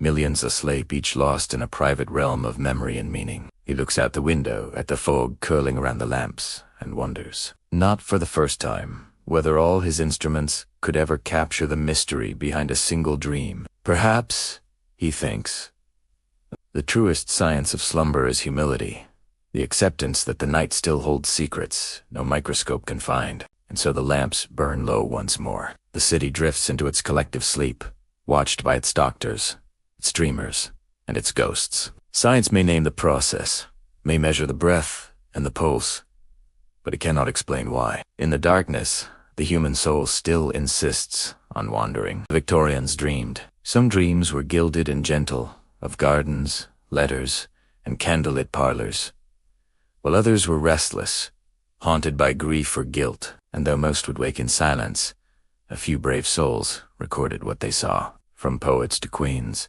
From philosophers to paupers, the 19th century became an era obsessed not just with progress, but with the hidden landscapes of the mind. It was a century that dreamed in ink. In his cluttered study on Dowey Street, Charles Dickens would often wake before dawn, shaken by visions that felt too vivid to dismiss. He believed dreams were messages from the soul, sometimes moral, sometimes mocking, often cruelly honest. In letters to his friends, he confessed to recurring images. Winding staircases, strange houses, faces that blurred and changed. Et qu'a did them those night fancies that come unbidden, and many would later find their way into his stories. Even A Christmas Carol, with its ghosts, its lessons, its uneasy blend of fear and compassion, felt like a dream transcribed upon waking. Nearby, in another London drawing room, Elizabeth Barrett Browning filled her notebooks with similar nocturnal fragments. "Dreams are the poetry of sleep," she wrote, "and like all poetry, half-true and wholly mysterious." For her, they were not curiosities, but confessions, the heart's quiet theater when daylight decorum was gone. In her dreams, lost loves returned. Illness melted away. Voices whispered from beyond the veil. Her husband, the poet Robert Browning, sometimes teased her for this mysticism, but even he admitted that her night visions gave her verse its peculiar depth, a kind of light seen through closed eyes. And yet, no dreamer of the age held the public's fascination quite like Queen Victoria herself. Her journals, private, meticulous, spanning decades, reveal a woman haunted by her own sleep. After Prince Albert's death in 1861, she dreamed of him constantly. "He comes to me," she wrote, "looking so kind, so real. And then I wake, and all is gone." For years she described these visions not as dreams, but as visits. Ministers worried for her health. Priests called them divine comfort. Whatever their source, they shaped her grief a nightly resurrection that made loss both bearable and eternal. It was not unusual then to believe the dead could cross the threshold of dreams. Seances and spiritualism flourished across parlors and theaters. Mediums spoke of the dream state as a bridge between this world and the next. Even skeptics found the idea strangely comforting, that sleep might be a curtain, not a wall. Meanwhile, writers like Lewis Carroll turned that notion into play. His Alice's Adventures in Wonderland was not merely a child-esque fantasy. It was a dream made into logic, a satire of the Victorian mind itself. "One pill makes you larger," said the caterpillar, "and one makes you small." And in those words lay a deeper metaphor. The elasticity of the imagination, the ability to shrink or expand the boundaries of reason. Carroll, a mathematician by trade, saw dreams as experiments in thought. In them, he found freedom from rules that governed waking life, from propriety, from gravity, from time. But not all dreamers were poets or queens. In attic rooms, in factory dormitories, working men and women also recorded their strange nights. Some kept dream books beside their beds, scribbling omens before the morning bell. A woman might dream of broken glass, a warning of betrayal. A man might dream of rain on a coffin, a promise, a fortune. The dream dictionary was their Bible of the subconscious, a humble attempt to make sense of fate. One washerwoman in Manchester wrote in 1872, "I dreamed I saw the sea come through the streets, and it did rain for 3 days." Another noted, "I dreamed of my husband's coat catching fire, and next week he lost his work." These accounts were passed through neighborhoods like folk songs, part superstition, part social diary. They reveal how deeply Victorians believed that dreams mattered, that they were not mere shadows, but warnings and whispers from something unseen. In parlors, educated minds discussed the same mysteries in grander terms. The philosopher Thomas Carlyle saw dreams as echoes of eternity. George Eliot, ever the rationalist, wondered if they were the machinery of conscience, our own voice disguised. The poet Alfred Tennyson wrote verses inspired by the twilight between sleeping and waking, believing that truth sometimes slipped through the gaps of reason. Science, too, began to listen more closely. Doctors documented the dreams of the insane, searching for patterns. They believed madness revealed the hidden architecture of sleep. In the asylums of Bethlehem and Hanwell, attendants recorded the nightly mutterings of patients, fragmented phrases that seemed to hover between confession and creation. They speak of angels and of guilt, one report noted, and when they wake, they weep as if the dream were still upon them. It was in this age that dreaming began to shift from mystery to medicine, and yet, paradoxically, also to art. Painters of the Pre-Raphaelite circle depicted sleeping figures bathed in divine light, women with half-closed eyes, visited by visions unseen. The boundary between dream and death became a favorite subject. A painting might show a pale girl in white, her lips parted as spirits gathered around her. Viewers shuddered and swooned, sensing both beauty and doom. The Victorians did not fear dreams themselves, only what they revealed. To dream of passion, for instance, was perilous. Morality books warned that unchaste thoughts may take root in sleep, as in daylight. Young women were told to pray before bed to guard their purity even in dreams. Yet in private diaries, many admitted that their dream lives were far freer, more daring than waking society allowed. In sleep, they could love without consequence, grieve without shame, rage without witness. Insensate dreams became the hidden mirror of Victorian life, reflecting what could not be spoken by day. A strict society built on restraint found its secret release each night. The factory worker, the clergyman, the widow, the queen, all lay down in their narrow beds and wandered the same unseen landscapes. It was a democratic kingdom, that realm of sleep. No wealth could buy better dreams. No rank could keep nightmares away. The imagination, unchained, ignored titles and manners alike. And so, as gas lamps burned low across the empire, millions slipped quietly into that shared illusion. Some woke with inspiration, poets writing furiously by candlelight. Others woke with dread, clutching at their chests, certain they had glimpsed their own fate. A few awoke weeping, unable to say why. Even now, their journals remain pressed between the pages of history like dried flowers. Queen Victoria's morning dreams, Dickens's ghostly staircases, Elizabeth Barrett Browning's radiant visions. They remind us that an age we call rationale was also profoundly tender and terribly afraid. For all their machines and microscopes, the Victorians knew that the truest part of human life might still unfold behind closed eyes. Perhaps that is why they wrote their dreams down, to keep the night from slipping entirely away. Each entry, each inked whisper, was a rebellion against forgetting. They believed that meaning could be found in symbols, that the heart spoke a language the waking mind could not translate. And perhaps they were right, for even today, when we drift into sleep, surrounded not by candlelight but by the pale glow of screens, we chase the same unanswerable wonder. What is this place we enter each night? Who are we when the self dissolves and time bends? The Victorians asked those questions first with trembling pens and hopeful hearts. Their answers, fragile and luminous, still float through the centuries like dreams themselves, vanishing by morning, yet never entirely gone. Peaceful. Behind the heavy curtains and the soft flicker of gaslight, sleep could become a stage for darker things, terrors that crept through the silence and left hearts pounding in the dark. The Victorians called them nightmares, though the word carried heavier meaning than it does today. To them, a nightmare was not simply a bad dream. It was an event, an intrusion, sometimes even a visitation. Something or someone sat upon the chest, stealing breath and peace.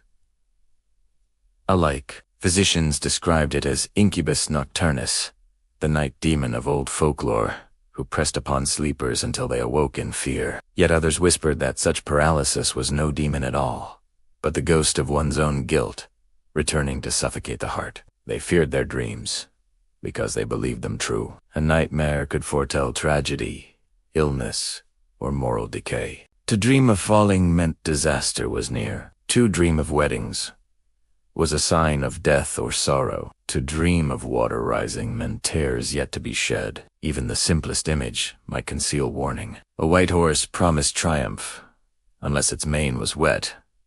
Then it spoke of drowning. A snake foretold betrayal. A mirror breaking meant separation. Whole households kept small dream books by the bedside, pages crowded with omens and their interpretations. Some editions were sold by street vendors for pennies. The Dreamer's Oracle, Madame Laurent's Book of Signs, housewives, maids and clerks, would consult them at breakfast, as solemnly as scripture. A dream of teeth falling out, one guide said, was a warning that an enemy had spoken your name. Another promised that the same dream meant the death of a friend. The ambiguity did not matter. What mattered was that it meant something, that the night was not random chaos, but a coded message from the unseen. Yet the Victorians also approached their nightmares with a peculiar reverence. They belonged to an age that believed pain had purpose, that suffering refined the soul. So when dreams frightened them, they sought not escape, but explanation. Ministers preached that nightmares were the conscience made visible. Doctors blamed digestion, damp air, or the press of corsets on the ribs. Mystics claimed the soul, half freed from the body, wandered too far into the dark. The poet Alfred Tennyson once wrote that a nightmare was the shadow of the day that has died. He was not wrong. By night, the mind replayed its hidden fears, the unpaid debt, the forbidden desire, the letter never sent. And in a world obsessed with morality and decorum, the Victorians had many such shadows to face. Imagine a young woman in 1860, her hair braided for bed, whispering a prayer by candlelight. That night, she dreams of a blackbird flying into the house and dying on the hearth. In the morning, she tells no one. But when a telegram arrives announcing her fiancé's death at sea, she remembers the bird and feels her stomach turn. To her, this is proof. Dreams warn those pure enough to listen. Or picture a weary factory worker in Manchester, collapsing on his straw mattress after 14 hours of labor. He dreams of the machines rising, gears grinding like teeth, the factory engulfed in smoke. He wakes shouting, his heart racing. A week later, a boiler explodes, killing 3 men. He never doubts again that nightmares speak truth. These stories filled the newspapers, the letters, the whispered gossip of parlors. They gave shape to the unseen and comforted those who feared that tragedy struck without reason. Even scientists, despite their skepticism, found nightmares difficult to dismiss. The emerging field of neurology suggested that dreams were mere sparks in the brain, but the Victorians were reluctant to surrender mystery so easily. Doctors kept notebooks beside their patients' beds, recording every nightmare in hopes of decoding madness itself. One physician at the London hospital observed that soldiers returning from war dreamt of battle for months, a condition he called the soldier-esque. He wrote, "The body sleeps, but the mind remains at arms." It was perhaps one of the first descriptions of what we would now call trauma. The Victorians lived at the crossroads of science and superstition, and their dreams bore the marks of both. A housemaid might consult a fortune-teller about a nightmare, while her employer invited a physician to explain the same through nerves and diet. Both sought control over something they could not truly command, the deep theater of the unconscious. In paintings and poems, nightmares became almost fashionable. Artists depicted pale sleepers writhing under invisible pressure, ghostly figures perched upon their chests. Henry Fuseli's The Nightmare, painted earlier in the century, hung in reproduction on many parlor walls, a grotesque fascination, half moral warning, half erotic thrill. The creature crouched on the woman's body was both demon and desire. The very things Victorians repressed by day, released in darkness. For all their fear of nightmares, there was a secret seduction in them. The forbidden, glimpsed in sleep, could be safely felt. A married woman might wake trembling from a dream she would never confess. A clergyman might dream of sin and take it as a lesson sent from heaven. Nightmares allowed what daylight denied a space to confront the self that society demanded be hidden. In rural towns, people still told older tales, that if one placed iron beneath the pillow, the nightmare could not ride you, that a sprig of rosemary on the sill kept away ill dreams. Mothers whispered charms over their children's beds. Sleep softly, sleep soundly, dream kindly tonight. These small rituals comforted them, reminders that faith and habit might shield the soul from shadow. But perhaps the most terrifying nightmares were those that felt like visitors. Many Victorians reported seeing lost loved ones standing by their beds, not in dreams, but in that uncertain space between sleep and waking. They called it the half-dream. Science would later call it hypnagogia, but in those days it was something sacred and frightening. To see the dead meant a message was coming, though none knew whether it was warning or comfort. Queen Victoria herself described such moments after Albertus's death. She would see him standing by the window, silent, smiling faintly. These visions, whether dreams or griefs, illusions, became the backbone of her mourning faith, for her and for many others. Nightmares and omens were not separate things.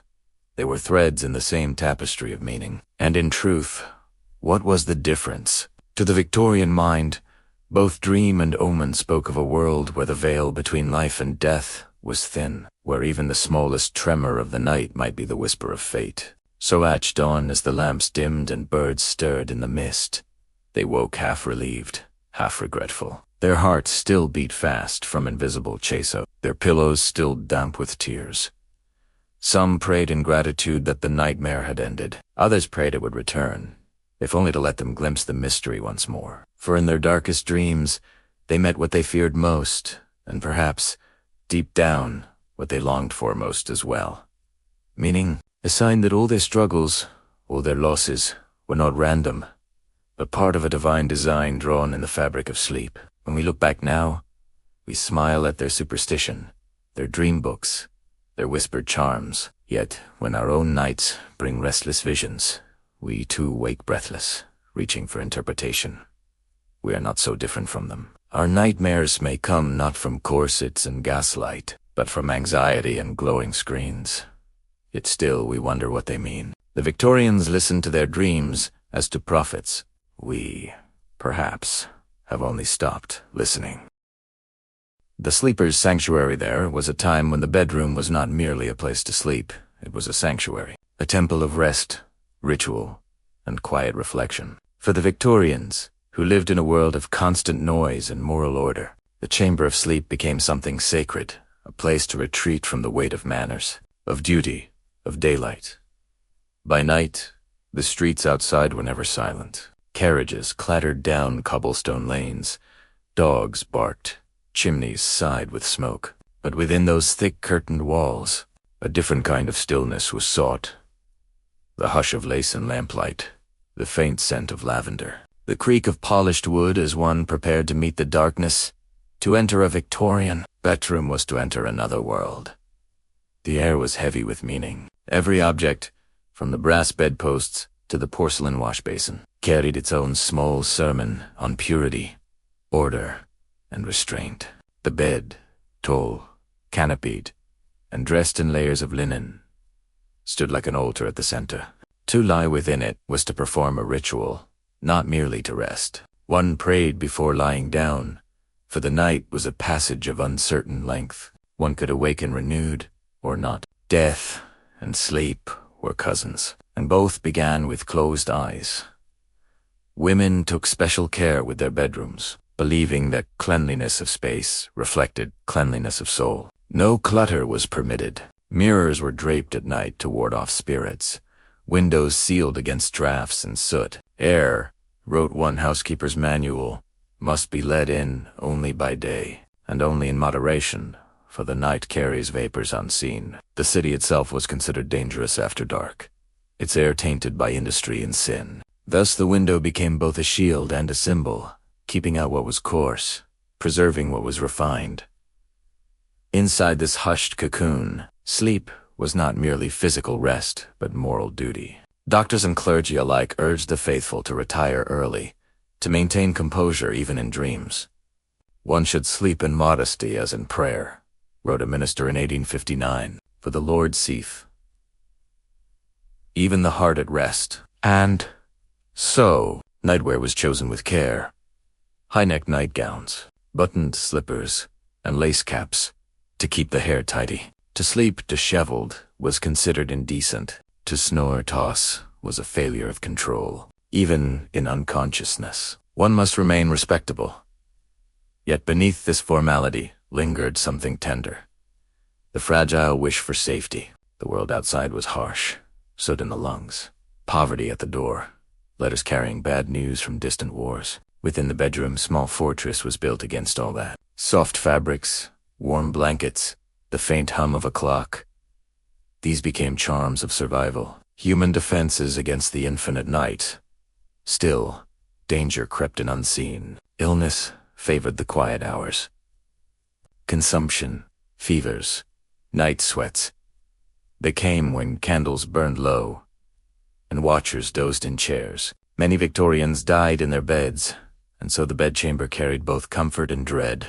It was where one was born, where one loved, where one prayed, and often where one departed. Death in the Victorian home was not hidden away in hospitals, but tended to by family. Under those same lace curtains, the line between rest and eternity was thin indeed. And perhaps that is why they guarded their sleeping space so fiercely, why the bed was never merely furniture, but almost a relic. A respectable house might change its carpets or draperies, but the bed remained constant, handed down like a family heirloom. Some even believed it absorbed the dreams and sorrows of generations. A child who slept in her grandmother's bed might inherit her virtues or her nightmares. In country homes, the sanctuary of sleep took simpler form. The scent of beeswax and pine, a small window open to the fields, the whisper of wind through linen. In cottages, beds were narrow alcoves built into the wall, curtains drawn for warmth. Children huddled together beneath quilts stitched by their mothers, whispering tales before drifting off. For them, the night held wonder rather than dread, the sound of owls, the glow of moonlight on frost. But in the great towns, sleep was a more complicated privilege. The poor often shared beds, even whole families packed into one room. Curtains were rare, privacy rarer still. Gaslights hissed outside, smoke drifted in through cracks, and the air was thick with the breath of many sleepers. And yet, even here, they tried to preserve a sense of sanctity. A clean pillowcase, a small Bible by the bedside, a single candle burning low. "It is my little heaven," wrote a millworker in Leeds, describing the hour when she finally laid down after the factory bell. "The sheets smell of soap, and I pray to dream of green fields." Not everyone sought silence.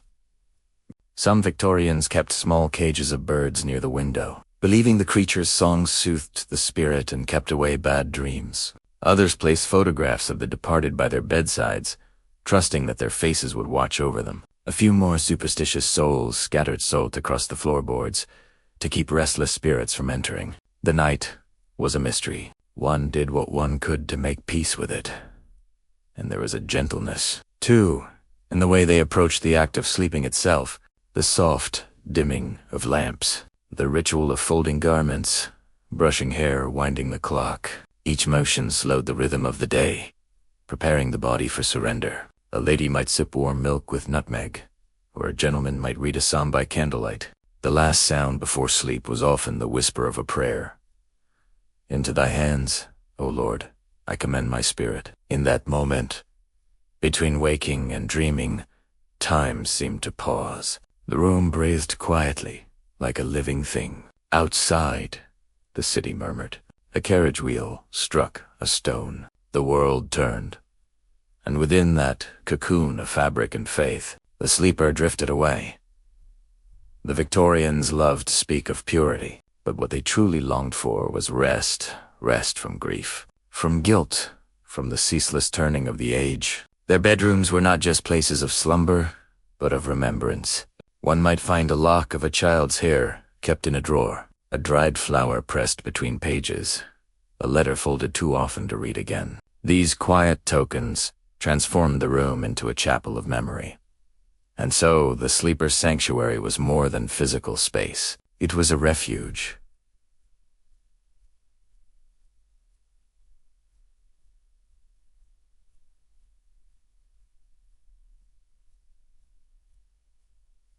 Of the heart. For some, it was the only place where they could let the mask of the day fall away.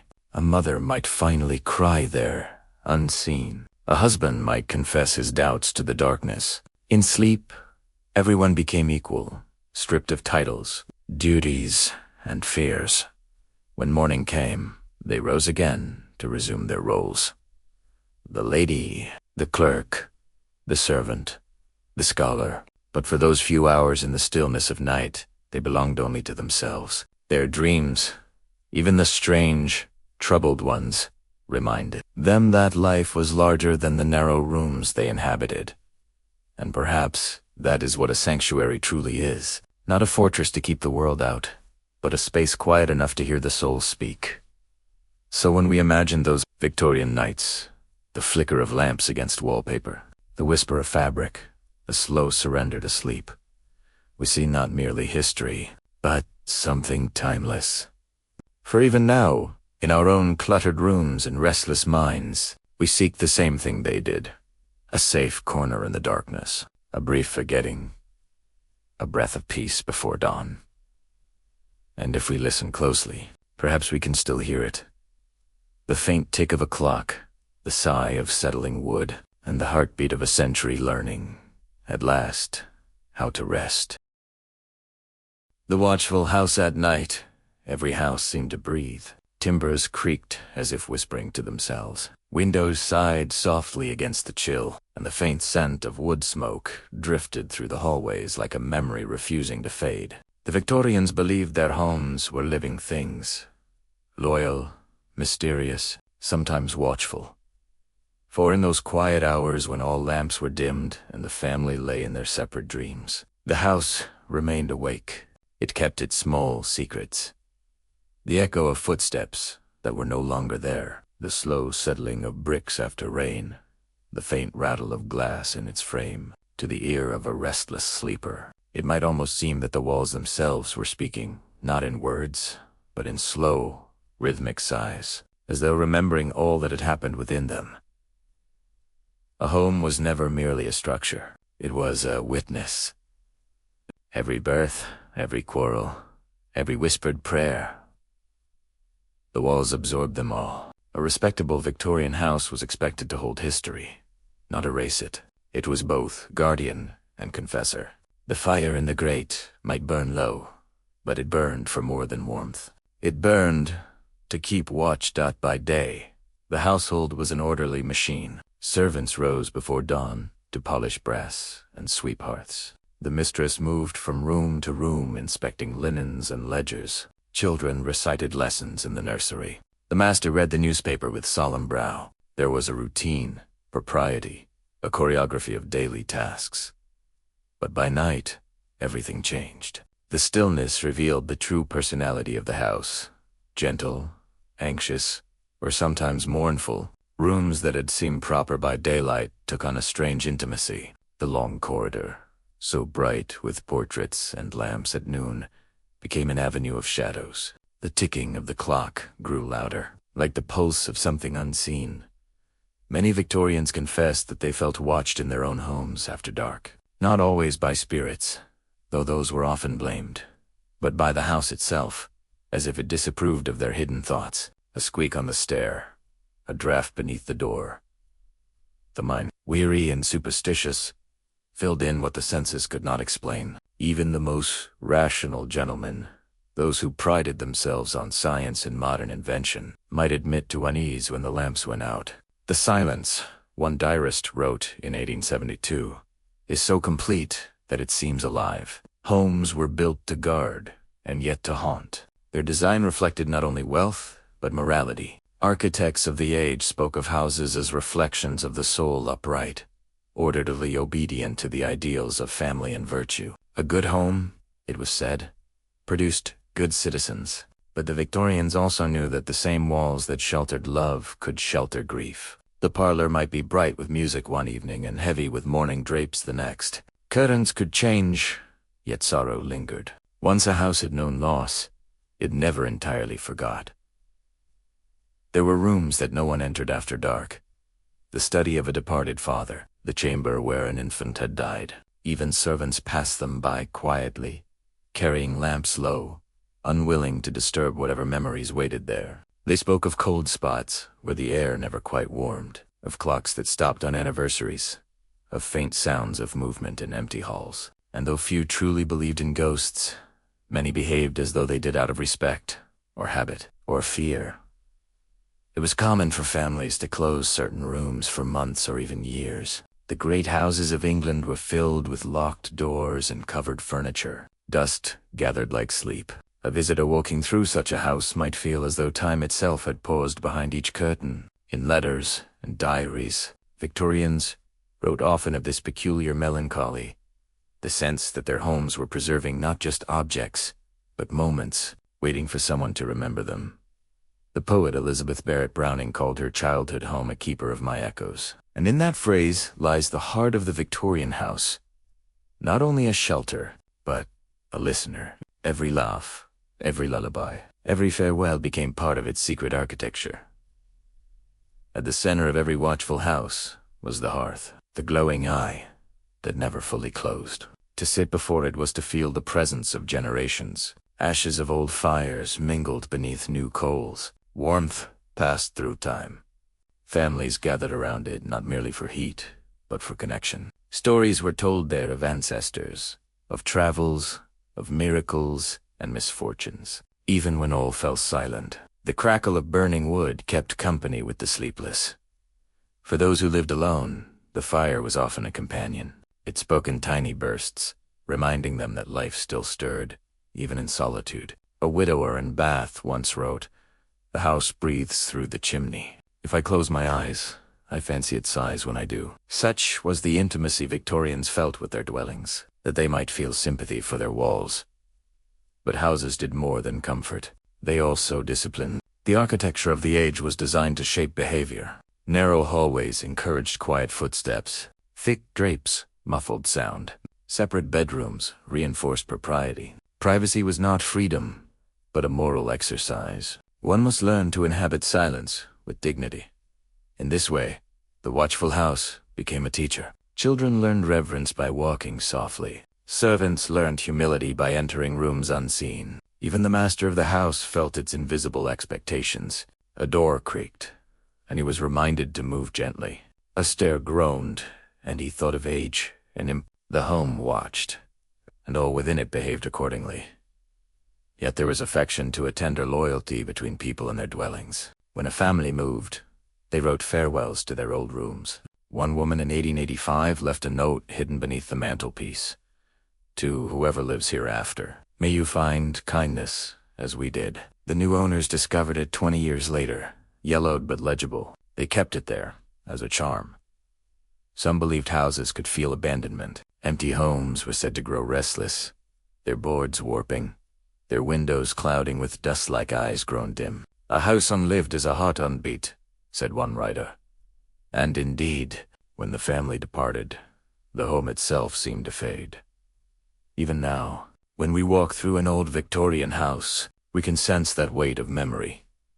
Not sadness, exactly, but awareness. The faint impression of lives once vividly present. The soft melancholy of a space that remembers. To the Victorians, the line between animate and inanimate was delicate. Everything possessed spirit, from furniture to photographs. It was common to speak of a friendly chair, a faithful stare, or a melancholy window. This language was not mere fancy. It reflected a worldview where emotion lingered in objects. The home, filled with such objects, became a map of feeling. A child's toy left on the floor could summon a decade of memories. A portrait's gaze might recall both pride and loss. Even a faint scratch on a door might tell of a dog long gone. The house stored these things faithfully, neither judging nor forgetting. And so the watchful house stood both guardian and ghost, patient through generations. Its duty was endless vigilance. While its inhabitants slept, it kept the night. When storms rattled the shutters, it braced itself against the wind. When dawn came, it opened its windows to light, allowing dreams to drift away like mist. Sometimes, in the fragile hour before morning, the sleeper would awaken and feel it, that sense of being accompanied, not by another person, but by the presence of the house itself, quiet and alert, keeping watch as always. It is a strange comfort, even now, to think that our homes remember us, that they hold the shape of our days, the rhythm of our lives. We pass through them like shadows. Yet something of us remains in the grain of the wood, the echo of our laughter, the faint warmth of our hands upon the banister. Perhaps that is why we so often dream of houses climbing endless staircases, opening forgotten doors, wandering through rooms that feel both familiar and strange. In those dreams, we are visiting our own history, guided by the memory of walls that once knew us well. For in every age, and especially in that solemn, candlelit century, the house has watched over the sleeper, quietly breathing, quietly remembering. And when at last the final inhabitant departs, leaving only silence behind, the watchful house continues to stand a gentle monument to all that passed within, patient in its waiting and kind in its keeping.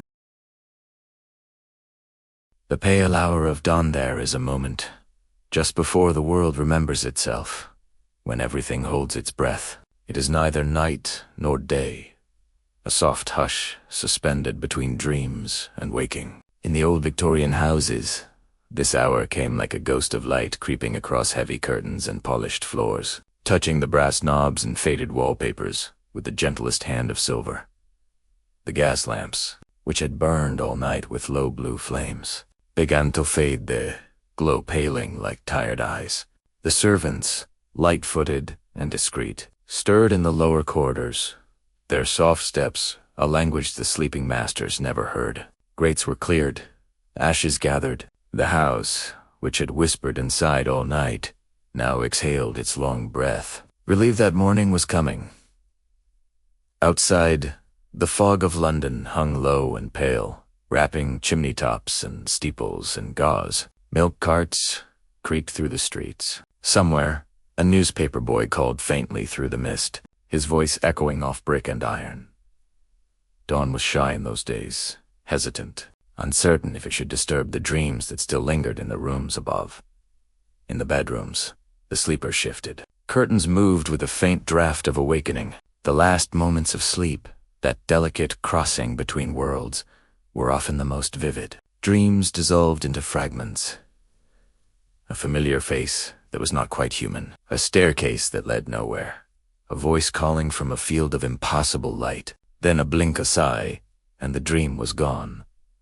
Victorians cherished that moment. They wrote about it in diaries, described it in letters, that fragile borderland where the soul seemed closest to revelation. Some claimed the pale hour of dawn was when angels visited. Others said it was when the mind spoke most honestly to itself, before duty and daylight silenced it again. For the deeply religious, it was a sacred time. Many rose early not for labor, but for prayer. The first light was said to carry purity untainted by the smoke and noise of the day. Housewives whispered verses beside unlit hearths. Children recited morning psalms. Before washing, the city outside still slept, but within each home, life was already returning, quietly, reverently. In wealthier homes, the ritual of mourning was as choreographed as any evening routine. Servants entered bedrooms with the precision of clockwork. Fires were coaxed to life with practiced hands. The faint clatter of porcelain echoed from the hall. Trays of tea, hot water, small biscuits to sweeten the first breath of waking. Mistresses were helped from bed, their hair brushed 100 strokes for health and beauty. Gentlemen rubbed the sleep from their eyes and reached for their dressing gowns. The scent of soap, lavender, and candle wax mingled in the air. Everywhere, the gray-blue light deepened into gold. The day had begun its slow reclaiming. Even so, there was a reluctance in those first moments, a quiet sadness in leaving the dream behind.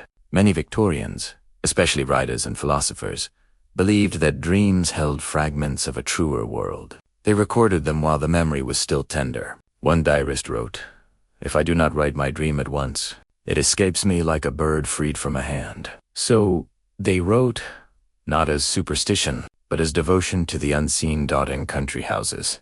Dawn was a gentler visitor. The cock's crow mingled with the rustle of hedges and the first peal of the church bell. The fields shimmered with dew, and the sound of water being drawn from wells marked the beginning of another day. The mistress might stand by her window, watching the mists rise from the meadows, her thoughts still half within the night she had just left.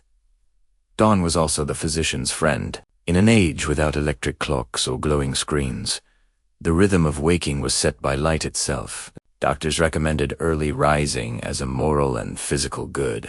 To sleep too long was to invite melancholy of the nerves. Thus, the household obeyed the light. Servants rising before it, masters just as it arrived, children not long after.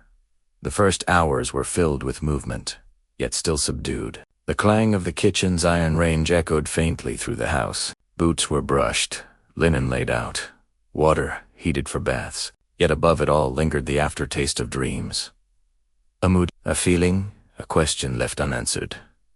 Perhaps the lady of the house had dreamt of her late husband.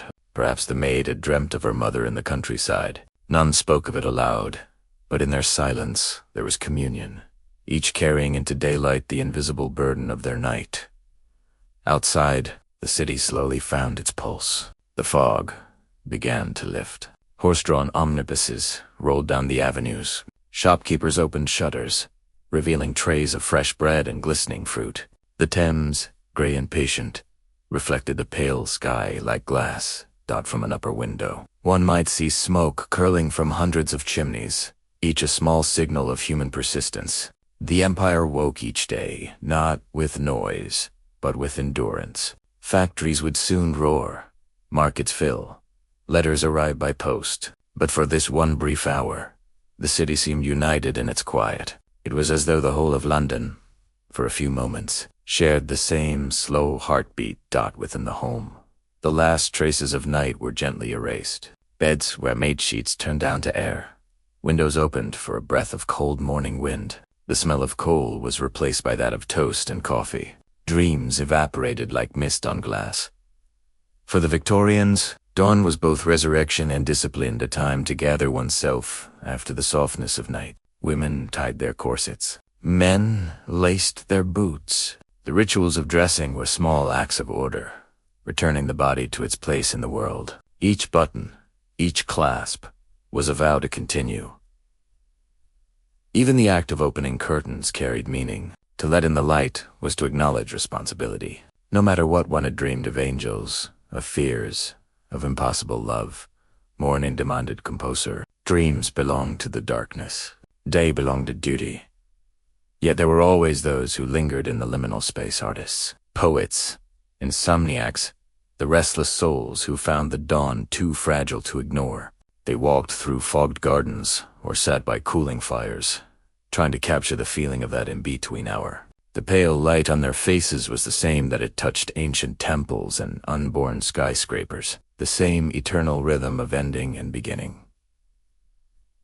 Charles Dickens often walked the streets of London at dawn, notebook in hand, gathering the city's murmurs while it still slept. He wrote of faces at windows, gray as the light itself, peering at the day as though uncertain whether to trust it. Perhaps he, too, understood that the hour between night and morning is the truest mirror of the human soul, both shadow and illumination. And when at last the sun broke through a reluctant, muted gold filtered through fog, the transformation was complete. The lamps were extinguished. The hearths rekindled. The household, now fully awake, resumed its unending rhythm. But for a moment, juste un moment, something lingered, a faint hush that the servants could feel as they swept the halls, that the lady could sense as she touched her mirror, that the child could see in the thin light upon the floor. It was the afterglow of the night's spell, the memory of the dream that had almost been understood, but not quite, a whisper from the other side of sleep, fading even as it was noticed. And thus, the pale hour of dawn, gentle, holy, and brief, came and went, leaving behind only the echo of its stillness. The city awoke. The house resumed its measured breathing, and somewhere, within the hearts of those who dreamed by gaslight, a small yearning remained, that sleep might come again, and that the mystery of night might once more unfold its quiet revelations. Morning reflections, the night had passed, but its breath still lingered. A faint haze of dreams clung to the rooms, as if the walls themselves were reluctant to wake. The light of early morning poured through lace curtains, pale, cool, and gentle, touching the edges of mirrors, the corners of picture frames, the curve of a teacup left on the bedside table. The Victorians began their day not with haste, but with reflection. There was something sacred about those first few minutes. The half-light between sleep and full consciousness, when one's thoughts still carried the fragrance of dreams. For some, it was a time for prayer. For others, for silence. And for a few, it was a moment to record the strange stories their minds had written during the night. A diary lay open beside many a Victorian bed, its pages thin as wings, waited for ink. Inside, a woman might record that she had dreamt of a garden she had never seen, or that her late father had spoken to her in the language of bells. A man might write that he dreamt of falling endlessly, and woke with the taste of iron in his mouth. These were not idle fancies to them. They were clues, whispered by the unseen hand of fate. Dream journals were serious things. They were kept in drawers, hidden under shawls, bound in leather or cloth. Their contents were not for amusement, but for contemplation. One did not laugh at dreams. One pondered them. To dream of a ring was thought to mean unity. To dream of snow meant purity or perhaps coldness of heart. And if one dreamt of a wedding, the old superstition warned sorrow might be near. Even the most practical Victorians could not resist a touch of interpretation. The morning, they believed, was the time when such meanings were fresh, before the clamor of the day scattered them like dust in the air. Breakfast tables were quiet places in those early hours. No one shouted, no one hurried. The tea steamed softly. The eggs gleamed in their small porcelain cups. Newspapers rustled, but conversation was often gentle, murmured. It was as if all was still half within the realm of their dreams. The mistress might mention she had slept poorly, that her dreams had been unsettling. The master, adjusting his cuffs, might offer some grave nod or mild jest. Yet beneath their composure, both would wonder privately what the dream had meant. A knock on the door, a letter received later that day, all might seem to confirm or refute what sleep had suggested. Dreams, in the Victorian mind, were woven into the moral and spiritual fabric of life. They were not merely illusions. They were mirrors. They showed the heart what the waking eye refused to see. And so, in those quiet breakfasts, among the clinking of spoons and the scent of toast, the invisibles still spoke. Some households, especially among the thoughtful or the artistic, made a small ritual of sharing dreams, in journals and morning letters, in sketchbooks and whispered talks. They found comfort in tracing the language of the subconscious. The poet's wife might recall an image of a staircase that turned to water. The painter might note the color of a sky seen in sleep, a hue impossible to name. These fragments found their way into art, into poetry, into sermons. In the Victorian age, even dreams had manners, but they also had influence.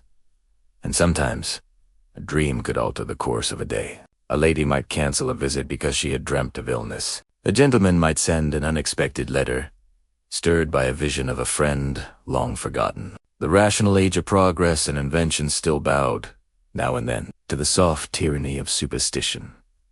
But there was another kind of reflection too, quieter, more inward. In the pale mornings, after the fire was lit and the first letters were read, many paused to look at their own reflection in the mirror. Mirrors were not just tools of vanity, they were symbols of awareness. To gaze upon one's reflection in the morning light was to acknowledge change, to see, with unspoken honesty, the traces of the night's rest or unrest. For the Victorians, this was not a casual act. It carried moral weight. One should rise composed, neat, and ready to meet the world, not disordered, not slack. Even the face revealed character. Even the posture, virtue. The mirror was a quiet judge, and every morning it held court. Yet behind the polished surface, there was often tenderness. A woman might pause, touching her cheek, remembering her youth. A man might linger a moment longer than he intended, thinking of years lost to work or grief. The house behind them would blur, the light soft and forgiving. For a brief instant, the self seemed as distant as a dream, and just as fragile dot in the countryside. Morning reflections took a different form. Windows opened 2 fields bathed in dew, and the low murmur of cattle replaced the hum of carriages. Here, the day began with motion, drawing water, lighting fires, sweeping doorsteps. But even in simplicity, reflection found its way. Farmers often spoke of dreams that guided them. When to sow, when to wait, when to sell. Wives noted omens in the sky, in the behavior of birds, in the pattern of frost upon the panes. The line between dream and sin was thin as breath. One diary from 1860 records, a woman who dreamt of a blackbird trapped in a jar. The next day, her child fell ill. She wrote, "The bird was a warning. I shall never doubt my dreams again." Whether coincidence or comfort, these interpretations gave meaning to the ordinary trials of life. In the uncertain world of the Victorians where disease, loss, and change lurked in every corner, such meaning was a quiet anchor. As the morning advanced, the spell of reflection slowly broke. Letters arrived. Fires blazed. Boots clattered against floors. The city called its children back to labor and routine. But in the hearts of those who had dreamed, something remained a tone, a shadow, a whisper. Dreams rarely left entirely. They merely sank deeper, beneath the bright surface of waking thought. Sometimes, a scent or a sound, the call of a gull, the shape of clouds, would bring a fragment of the dream back, like a note remembered from a forgotten song. And in that fleeting recognition, the dreamer would pause, unsure whether they were truly awake at all. There was, for some, a kind of melancholy and morning clarity. The light that revealed also erased. What had seemed profound in the dark now felt distant. What had been beautiful now seemed foolish. Yet the Victorians, with their love of sentiment and memory, did not disdain this feeling. They embraced it as part of the human condition. The quiet sorrow of waking, the inevitable fading of mystery. And so, they wrote poems about morning windows and painted portraits of light upon walls. Te capturet. Again and again. The transition between dream and day. Because in that transition lay the truth of being alive. To live, after all, is to wake again and again, never fully remembering the dream from which we came. By late morning, the house was fully alive. The cook called from the kitchen. The post arrived. The clatter of a carriage echoed down the street. The reflections of dawn faded from mirrors, replaced by clear daylight. But in the diaries tucked away in drawers, the morning's thoughts waited, small fragments of the soul, preserved in ink. A dream of a blackbird, a vision of water, a sense of something holy that could not be named. These were the echoes of a private world, carried quietly through the day.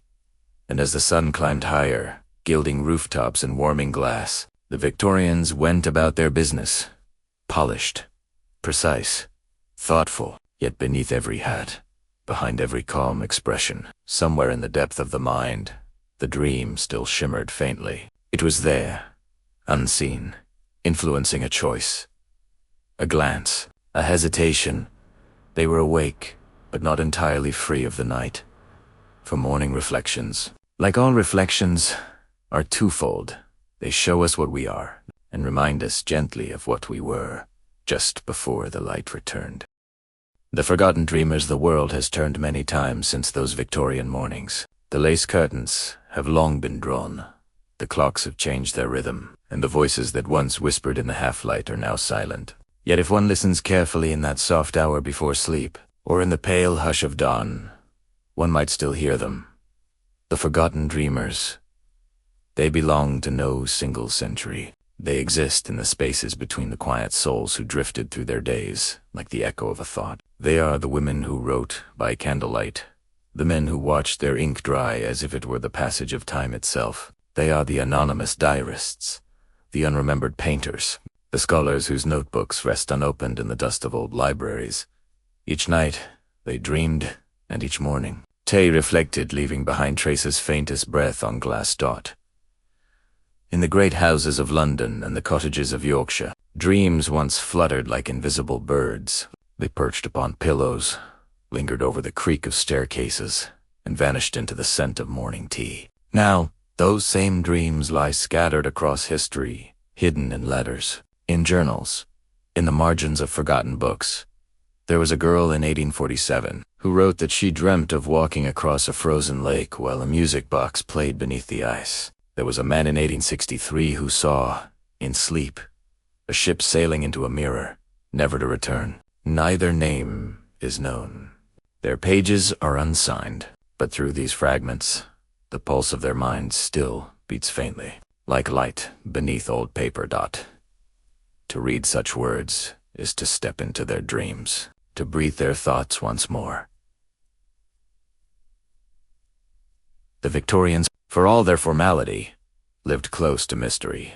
They feared death, but courted its symbols. They prized logic, yet built parlors for seances. And in their sleep, perhaps, they found a place where the contradictions of life could rest together. The scientific and the spiritual. The real and the imagined dreams, to them, were not private illusions. They were shared experiences, threads in the invisible fabric that connected all souls. A dream dreamt by one might be echoed by another. A vision seen in Yorkshire might find its twin in Vienna or in Rome. Such coincidences were never dismissed. They were cherished as signs of the hidden unity of humankind. And so the forgotten dreamers, scattered across time and place, were not so different from one another. Each, in their own way, tried to listen to the voice that spoke when the world went quiet. Sometimes that voice was kind. It showed lost faces, forgiven sorrows, places one had loved. Sometimes it was stern, warning of danger or regret. But always it came from within the purest reflection of the self. The dreamers did not know they were shaping a map of the unseen. They thought themselves alone, writing their private reveries in ink. That would fade. Yet their thoughts, their words, their sketches, their half-remembered visions became the heritage of those who would come later, searching for the meaning of dreams. When Freud began to listen to the whispering mind, when poets spoke of subconscious seas, when modern science began to measure sleep, it was the forgotten dreamers who had already walked there first, in silence. In those early studies of sleep, the Victorians asked a question that has never been answered.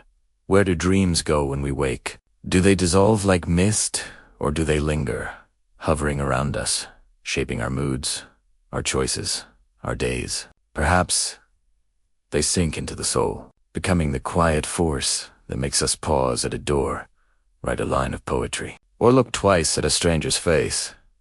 The forgotten dreamers believed that dreams returned, that nothing truly vanished, that every thought once dreamt still exists somewhere, folded within the memory of time itself. And maybe they were right. For what is history, if not the long, unbroken dream of those who came before us? The modern world has grown louder. Our nights glow with light, our minds hum with endless noise. Few still keep dream diaries. Few remember what it feels like to wake in silence and write by candlelight. But the hunger for meaning, that soft, enduring question remains unchanged. Sometimes, in the quiet hour before sleep, we scroll through images and words without knowing what we seek. And yet, behind the flicker of the screen, there is still that ancient longing, the same one the Victorians knew, to understand what lies beneath thought, beneath memory, beneath the veil of waking life. We too are dreamers, only less aware of it.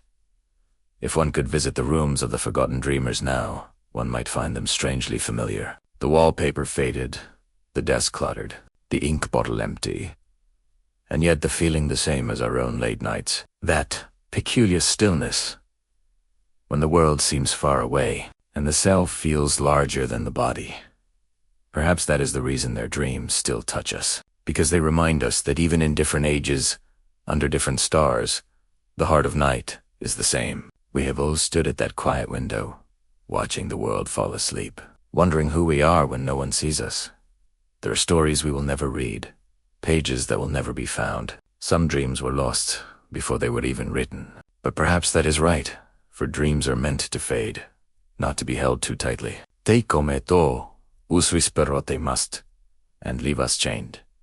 Thought the forgotten dreamers, in their way, understood this. They did not cling. They recorded, reflected, and let the day take them forward. Each morning they began again, as we all must, carrying the faint shimmer of the night inside them. And so, their world ends, not with silence, but with continuation. Their reflections became ours. Their dreams became the foundation of every quiet thought that follows. When we rest tonight, when we close our eyes and drift beyond the reach of reason, perhaps we will walk where they once walked, in corridors of memory and mist, where candles burn without smoke, and time forgets its name. The forgotten dreamers wait, not as ghosts, but as companions. They have no need to speak. Their presence is enough. And in the morning, when light returns and we rise, we might carry something of them with us. A tenderness for mystery, a patience for reflection, a reverence for the unseen. For the world is still dreaming, even in daylight, and those who pause to listen, even for a moment, become part of the same long, unending story. The story of the forgotten dreamers is the story of us all. It ends only where waking begins, and even then, only softly, where the night whispers end.